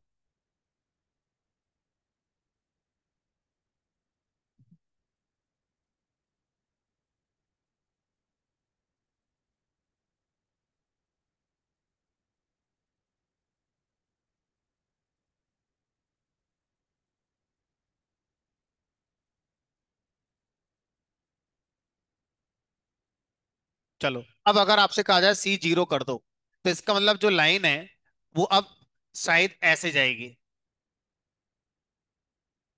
C0 का मतलब हो गया कि अगर आपका फीचर 0 हो गया, तो रिजल्ट भी क्या बन जाएगा फिर आपका 0, क्योंकि C0 कर रखा है आपने, फीचर भी 0। मतलब अगर किसी का एक्सपीरियंस 0 है, तो उसकी सैलरी क्या बनकर आएगी, 0। तो सी का मतलब क्या होता है वो समझ लो। ग्राफ में सी का मतलब है आपकी लाइन वाई एक्सिस को ओरिजिन से कितनी डिस्टेंस पर कट करेगी, इस डिस्टेंस को क्या बोलते हैं, सी।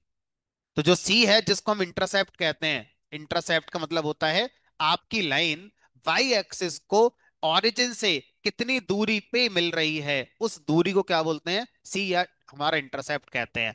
मशीन लर्निंग में सी इस बात को कंट्रोल करता है कि अगर सारे फीचर 0 हो जाएं, तो मेरा रिजल्ट क्या बनना चाहिए। अगर मैं चाहता हूं मेरा रिजल्ट भी 0 हो जाए, तो सी को क्या लेके चलोगे, 0। और आप चाहते हो नहीं, मेरे सारे फीचर भले ही 0 हो जाएं लेकिन मेरा रिजल्ट फिर भी 0 नहीं होना चाहिए, तो सी टर्म कुछ ना कुछ लेकर आपका चला जाता है।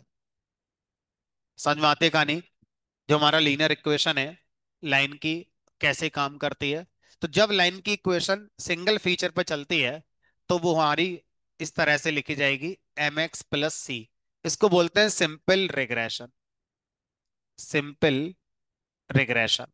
और जब लाइन की इक्वेशन कई सारे फीचर के साथ लिखी जाती है, m2 x2 प्लस सी, इसे बोलते हैं मल्टीपल रिग्रेशन, मल्टीपल रिग्रेशन। तो दो तरह से हमारा लीनियर रिग्रेशन काम करता है, सिंपल रिग्रेशन सिंगल फीचर के साथ, मल्टीपल रिग्रेशन मल्टीपल फीचर के साथ।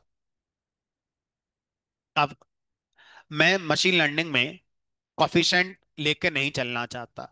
मैं चाहता हूं कि मेरा कॉफिशेंट 0 हो जाए। तो आप क्या करोगे, आप लिखोगे यहां पर, जब मॉडल बनाओगे, model equal to linear regression, और यहां लिखा fit underscore intercept equal to false.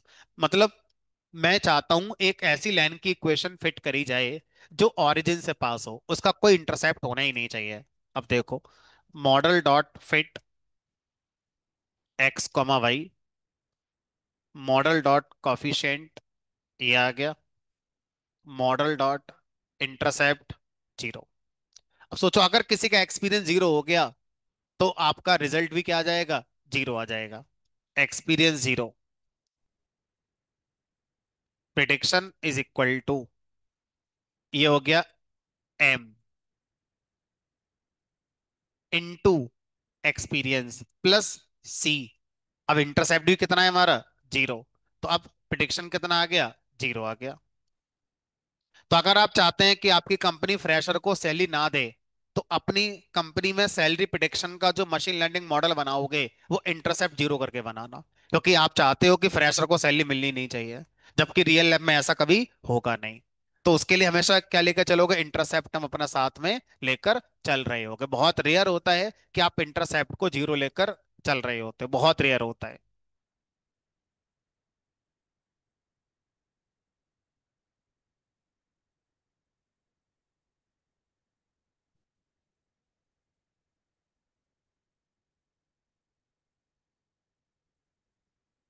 अब आता है लास्ट क्वेश्चन जो इन्होंने पूछा कि सर कॉफिशेंट निकाला कैसे गया। कॉफिशेंट का इंट्यूशन क्या है वो समझ में आ गया।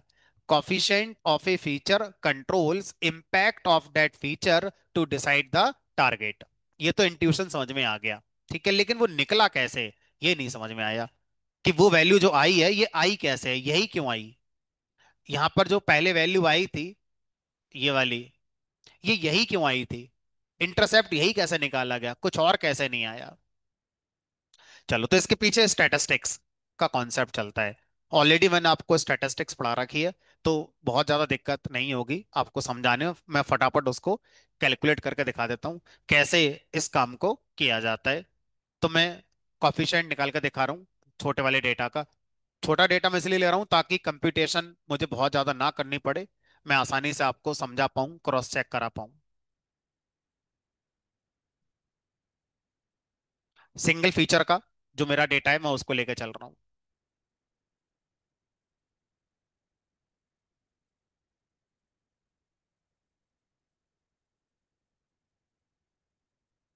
चलो, तो अब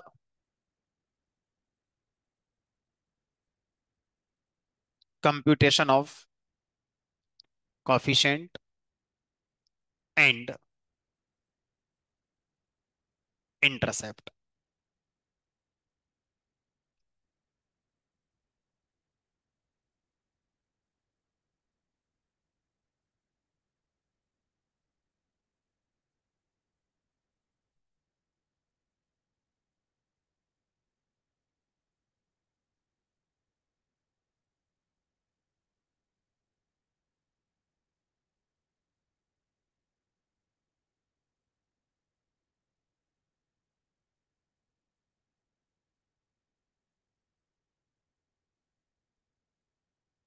हाँ सर, निकल जाओ। ये इसका दो टेक्निक है, तो इन दोनों में से आप कोई सी टेक्निक यूज कर सकते हैं कंप्यूटेशन निकालने के लिए। पहला तरीका ये है और दूसरा तरीका ये है। पहले वाले तरीके में आपको मीन का यूज करना पड़ेगा, जो बार है इसको मीन कहते हैं। दूसरे वाले तरीके में कोवेरियंस एक्स और वाई निकालना पड़ेगा। तो मैं ये वाला करके दिखा देता हूँ, थोड़ा आसान रहेगा आपके लिए, फटाफट कंप्यूटेशन हो जाएगा। तो x, सबसे पहले क्या करना है, m निकालने के लिए x का मीन निकालना है। तो अब x का मीन कैसे निकालेंगे, तो ये हो गया हमारा, जो भी x आया, x डॉट मीन, ये x का मीन आ गया, मल्टीप्लाई बाई का मीन। मैं निकालता हुआ चल रहा हूँ, x का मीन मल्टीप्लाई बाई का मीन,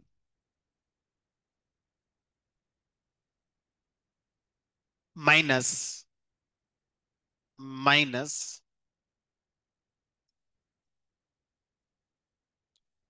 x इंटू वाई का मीन, यानी x मल्टीप्लाई बाई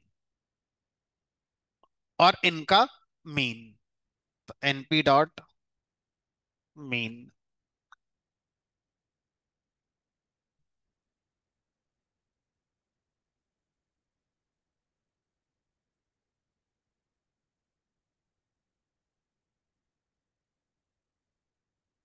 तो 0 आ गया। देखो कुछ गलत कर दिया मैंने।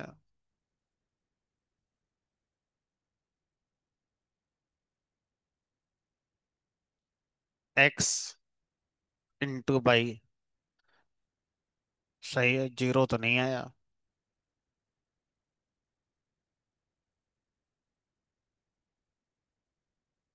अब इसका निकाल दो mean.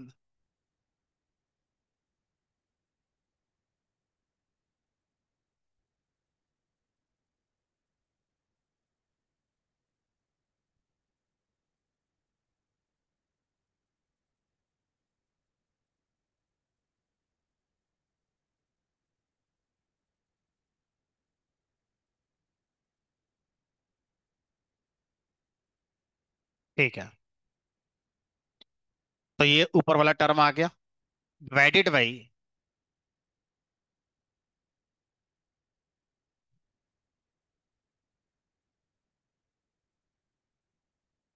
Divided by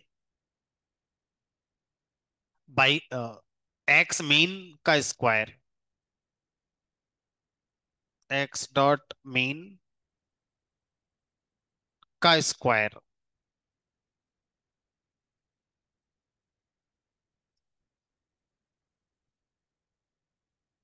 minus x square का मीन, एक्स स्क्वायर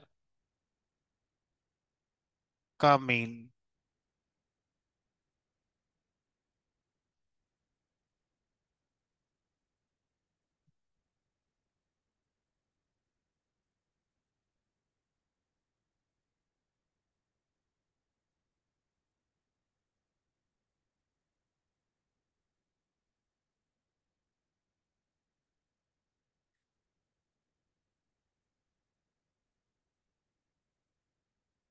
सही से कैलकुलेट हुआ नहीं।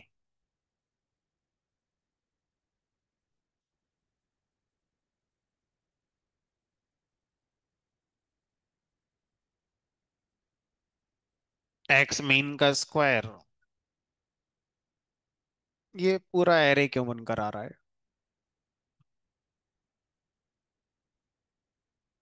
अच्छा, ये यहाँ पर ना एक्स इंटू वाई नहीं हुआ, पहले वाई मीन निकल गया, उसके बाद ये हुआ।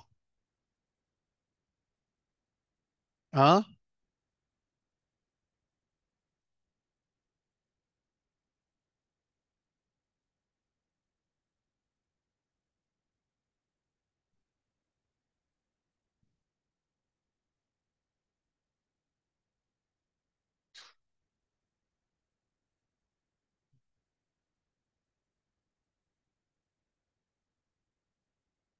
चलो एक बार अलग अलग करके देखेंगे सब।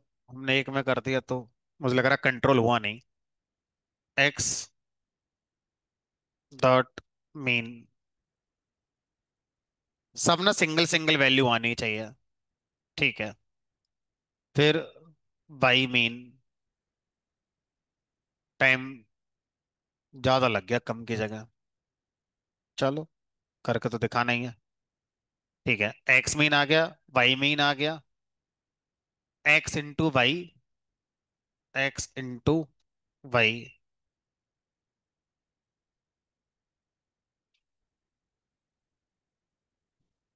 का मीन।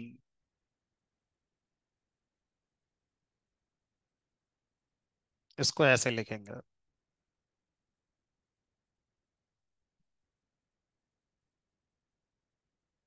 अब सही है। ये आ गया एक्स वाई मीन, अलग अलग वेरिएबल बना दिए सबके। फिर एक्स मीन का square, X mean square is equal to X dot mean NP dot square, फिर एक्स स्क्वायर का मीन, एक्स स्क्वायर का mean NP dot mean of X square.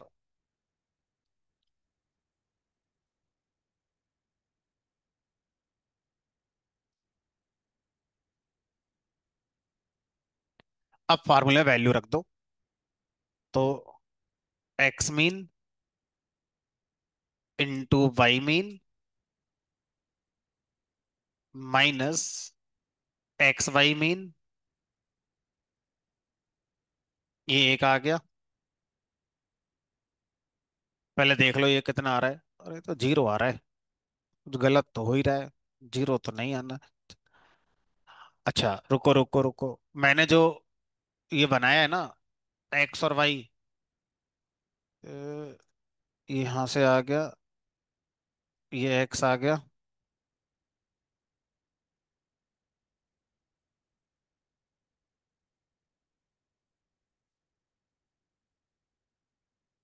इससे कैसे रिजल्ट ही नहीं आएगा सही।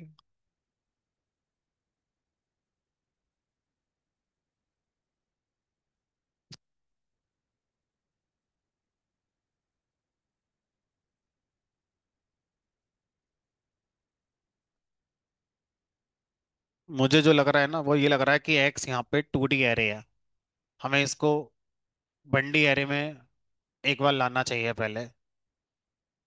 तो मैंने इसको स्मॉल एक्स कर देता हूँ कैपिटल की जगह, शायद ये एक वजह हो सकती है। अब 1D एरे आ गया, अब सारे फार्मूला दोबारा लगाएंगे और क्रॉस चेक करते चलेंगे। ये पहले था, पहले ये था, ठीक है। वाई मेन में तो कोई डिफरेंस आएगा नहीं, वो तो सेम ही रहेगा। X Y main,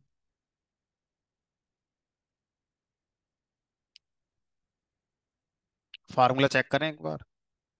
x into Y का मेन है तो सही, एक्स बाई मेन आया 477 दिस, और यहाँ पर ये कितना आ रहा था, 403829, और ये आया 477, यहाँ डिफरेंस आया है, चलो। उसके बाद हमने निकाला था ये दो टर्म, और यहाँ पर एक्स छोटा वाला और ये एक्स छोटा वाला, ठीक है। अब फार्मूले में रख दो वैल्यू एक बार। हाँ अब ठीक है, मतलब वो डिफरेंस इसलिए आ रहा था क्योंकि जो मेरे पास एक्स था पहले वो 2D एरे था, अब मुझे वहां पर एक्स को 1D एरे की तरह यूज करना था, डिवाइडेड बाई, अब फार्मूला लगा लो, एक्स मीन का स्क्वायर, एक्स मीन का स्क्वायर, एक्स मीन का स्क्वायर माइनस एक्स स्क्वायर का मीन, एक्स स्क्वायर का मीन।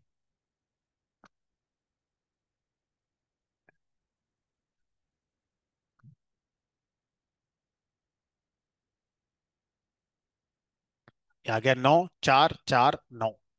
अब यही हमारा, देखो इससे भी आया था पहली बार में, 9 4 4 9, मॉडल डॉट कॉफिशिएंट, और इसी से हमारा वाला भी आया। ठीक है, तो ये आ गया आपका एम की वैल्यू।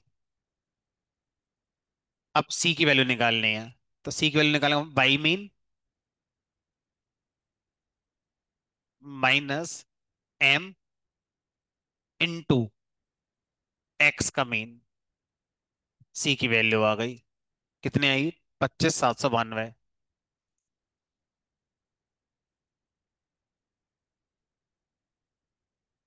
25,792, ये देखो। तो इस तरह से हम क्या कर सकते हैं, कंप्यूटेशनली अपनी कैलकुलेशन लगाकर पता कर सकते हैं कि हमारा कॉफिशेंट और इंटरसेप्ट सही आ रहे हैं कि नहीं। तो देखो, कॉफिशेंट और इंटरसेप्ट कैसे निकाले गए वो इतना इम्पोर्टेंट फैक्टर नहीं है, जितना इम्पोर्टेंट फैक्टर ये था कि कॉफिशेंट का रोल क्या है, कॉफिशेंट का इंट्यूशन क्या है, वो करता क्या है हमारे प्रिडिक्शन का में, उसका क्या यूसेज है, वो आपको पता होना ज्यादा जरूरी था। ठीक है, चलो अब एक बात जो रह गई है वो भी खत्म करके निपटाते हैं, खत्म करते हैं। अगर आपसे कहा जाए कि मेरा कॉफिशेंट हाई आ रहा है, इसका मतलब जिस फीचर का कॉफिशिएंट हाई आया है वो फीचर ज्यादा इंपैक्ट डाल रहा है प्रिडिक्शन में। अगर कॉफिशिएंट जीरो आ रहा है तो कोई इंपॉर्टेंस नहीं है, लेकिन सर कॉफिशिएंट माइनस भी आ सकता है, मतलब नेगेटिव भी आ सकता है।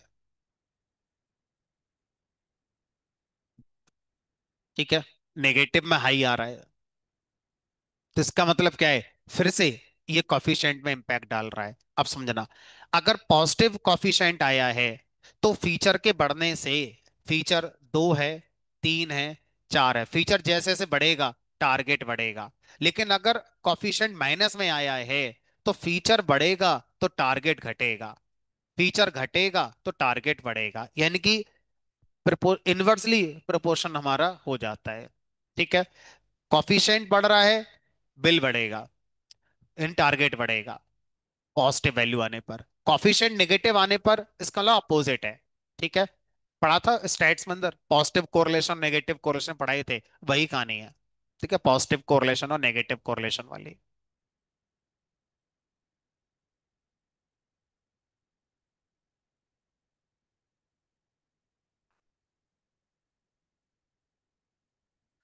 चलो भाई, तो रिग्रेशन का एक एग्जांपल मैंने आपको करके दिखाया, कैसे हम रिग्रेशन को कंट्रोल यहां से कर रहे हैं।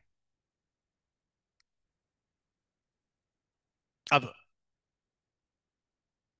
एक डेटा शायद मैंने आपको दिया है कि नहीं दिया, चेक करो जरा, ये वाला read C S B F data set house multi collinearity data set है, नहीं दिया है, house multi collinearity data set. चलो, तो मैं इसको क्या कर रहा हूं, पहले इसको आपको पब्लिश कर दूंगा, और उसके बाद फिर हम इसका यूज करना सीखेंगे कि कैसे इसको हम यूज करते हैं। तो एक बार पहले मैं बता देता हूँ इसमें सीन क्या है। यहाँ पर मैं आपको दो चीजें सिखाना चाहता हूँ। पहला टर्म मैं आपको सिखाना चाहता हूँ यहाँ पर, मल्टी कोलिनियरिटी क्या होती है। मल्टी कोलिनियरिटी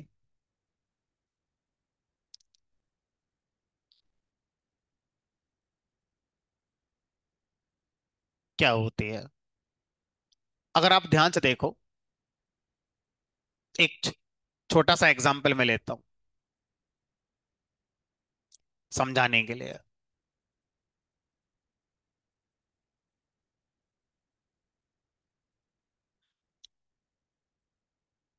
ये आपकी डेट ऑफ बर्थ है, ये आपकी एज है, ये आपका एक्सपीरियंस है, ये आपकी सैलरी है। लॉजिकली समझो, ये तीन फीचर हैं। इन तीन फीचर को देखकर बताओ, क्या ये तीनों फीचर अलग अलग बात कहना चाह रहे हैं, एक ही बात कहना चाह रहे हैं। डेट ऑफ बर्थ से क्या आपकी एज पता नहीं चल सकती? चल सकती है, और एज से आपकी डेट ऑफ बर्थ पता चल जाएगी, और जो आपकी डेट ऑफ बर्थ या एज रही होगी, लगभग यही आपका एक्सपीरियंस भी होगा।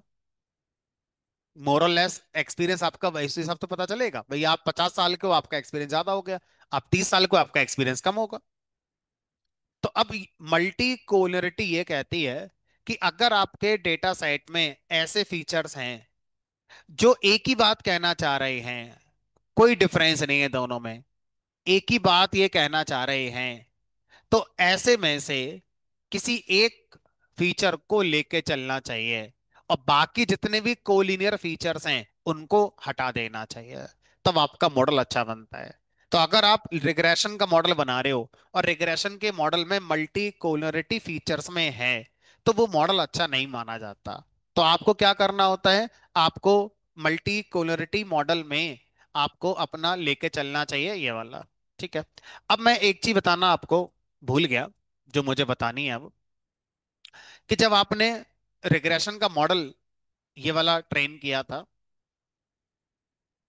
तो मैं शुरू से ये डेटा मैं भी आपको शेयर करूंगा कल, तब इस पर मैं डिस्कशन करूंगा। अभी जो 5 मिनट रह गए हैं उसमें जो और एक बात पढ़ाई जा सकती है, मॉडल बनाया लीनियर रिग्रेशन का, model dot fit X comma Y. अच्छा ये बताओ, जैसे क्लासिफिकेशन के मॉडल को चेक करने के लिए आप एक्यूरेसी स्कोर यूज करते थे, प्रिसिशन स्कोर पढ़ाया आपने, रिकॉल स्कोर पढ़ाया, F1 स्कोर पढ़ाया, कंफ्यूजन मैट्रिक्स है ये सब निकालने सिखाए। ये सिर्फ क्लासिफिकेशन के लिए मॉडल को एवेल्युएट करने के तरीके थे। रिग्रेशन में ये सब नहीं होता। रिग्रेशन में ना तो प्रिसिशन स्कोर होता है, ना रिकॉल स्कोर होता है, ना F1 होता है, ना एक्यूरेसी स्कोर होता है, ना कंफ्यूजन मैट्रिक्स होती है। तो रिग्रेशन में जो स्कोर निकालते हैं उसको बोलते हैं आर स्क्वायर या R2 स्कोर। तो अगर आपको अपने मॉडल की परफॉर्मेंस चेक करनी है कि मेरा मॉडल सही बना है कि नहीं बना है, तो क्या करो, अपने मॉडल से प्रिडिक्शन कराओ उन्हीं सैंपल का जिन सैंपल का आप स्क्वायर निकालना चाहते हो। ये आपका प्रिडिक्शन आ गया। अब क्या करोगे, यहां लिखोगे from sklearn dot linear model import, sorry, sklearn dot metrics import R2 score, और R2 स्कोर फंक्शन में y डालो और अपना प्रिडिक्शन डालो। तो लगभग आपके मॉडल की परफॉर्मेंस जो आई है वो 95% आपकी आई है। तो R2 स्कोर या आर स्क्वायर स्कोर यूज किया जाता है रिग्रेशन के मॉडल को एवेल्युएट करने के लिए, ना कि वो मैट्रिसेस जो हमने अभी तक पढ़े थे। तो इंटरव्यू के अंदर पूछा जाता है कि मशीन लर्निंग में एवेल्युएशन मैट्रिसेस क्या हैं। तो आप बोलेंगे एवेल्युएशन मैट्रिसेस का मतलब होता है मॉडल को चेक करना कि मॉडल अच्छे से ट्रेन हुआ है कि नहीं हुआ है। और ऐसा करने के लिए क्लासिफिकेशन की मैट्रिसेस अलग हैं और रिग्रेशन की अलग होती हैं। क्लासिफिकेशन में एक जनरल मैट्रिक्स होती है एक्यूरेसी स्कोर, जो ओवरऑल मॉडल की परफॉर्मेंस के बारे में बताती है। फिर प्रिसिशन और रिकॉल पर आते हैं। प्रिसिशन हमें यह बताता है कि हमारा मॉडल कितना स्ट्रिक्ट है टुवर्ड्स क्लास वन की एक्यूरेसी बहुत बढ़िया उसकी होगी। रिकॉल हमें यह बताता है कि मॉडल बहुत सेंसिटिव है क्लास वन को लेकर, मॉडल को जरा सा भी डाउट होता है तो वो तुरंत क्लास वन का प्रेडिक्शन दे देता है। प्रिसिशन का मतलब है मॉडल जब बहुत श्योर होता है तभी क्लास वन का प्रेडिक्शन देगा। ठीक है। F1 स्कोर का मतलब है कि मॉडल का प्रिसिशन और रिकॉल बैलेंस रहना चाहिए, है ना। दोनों ऐसा दो जो एक बैलेंस बनकर आ जाए। ठीक है। और स्पेशली ये तब यूज किया जाता है जब इम्बैलेंस डेटा सेट पर हमें कुछ पता करना हो मॉडल की परफॉर्मेंस क्या है, तो F1 स्कोर से आप पता कर सकते हैं। इसी तरह से रिग्रेशन के अंदर अगर आते हैं तो रिग्रेशन की एवेल्युएशन मैट्रिक्स का नाम होता है R2 स्कोर या आर स्क्वायर स्कोर। ठीक है। ये हमारा रिग्रेशन के मॉडल को चेक करने का काम करती है कि ये हमारा कैसा बनकर आई है। ठीक। चलो, तो अब आज की क्लास के लिए इतना ही। कल आगे बढ़ेंगे। कल रिग्रेशन में एक छोटा सा और मैं आपको ग्राफिकल इंट्यूशन देकर दिखाऊंगा, और साथ में जो मल्टी कोलरिटी वाला चैप्टर था इसको हम लोग अपना कवर करेंगे। और उसके बाद फिर वापस क्लासिफिकेशन पर चले जाएंगे, क्योंकि ज्यादातर मशीन लर्निंग में क्लासिफिकेशन में काम ज्यादा किया जा रहा है। रिग्रेशन का एक मैंने आइडिया आपको दे दिया क्या रिग्रेशन है, कैसे काम करता है, और फिर मल्टी कोलोनिटी का एग्जांपल और दे दूंगा। फिर वापस से क्लासिफिकेशन पर चले जाएंगे और क्लासिफिकेशन के जो अदर एल्गोरिथम्स हैं एक बार उनको पिक्चर में लेकर आएंगे। क्लासिफिकेशन की जो अदर एल्गोरिथम्स हैं वो हमारा कैसे काम करती हैं। ठीक है। चलो, तो थोड़ा सा भाई टाइम का अपना एक बार कोशिश करो 9:45 तक आने की, तो मैं थोड़ा टाइम ज्यादा दे पाऊंगा। अभी आप 2 घंटे पढ़ रहे हो, तो मैं चाहता हूँ 2.25 2 2.5 घंटे तक क्लास आपकी चले, ताकि चीजें आप जल्दी कवर कर पाओ। ठीक है, तो कल कोशिश करना 9:45 AM तक आने की, तो मैं 9:45 पे क्लास स्टार्ट कर दूंगा। ठीक है, चलिए।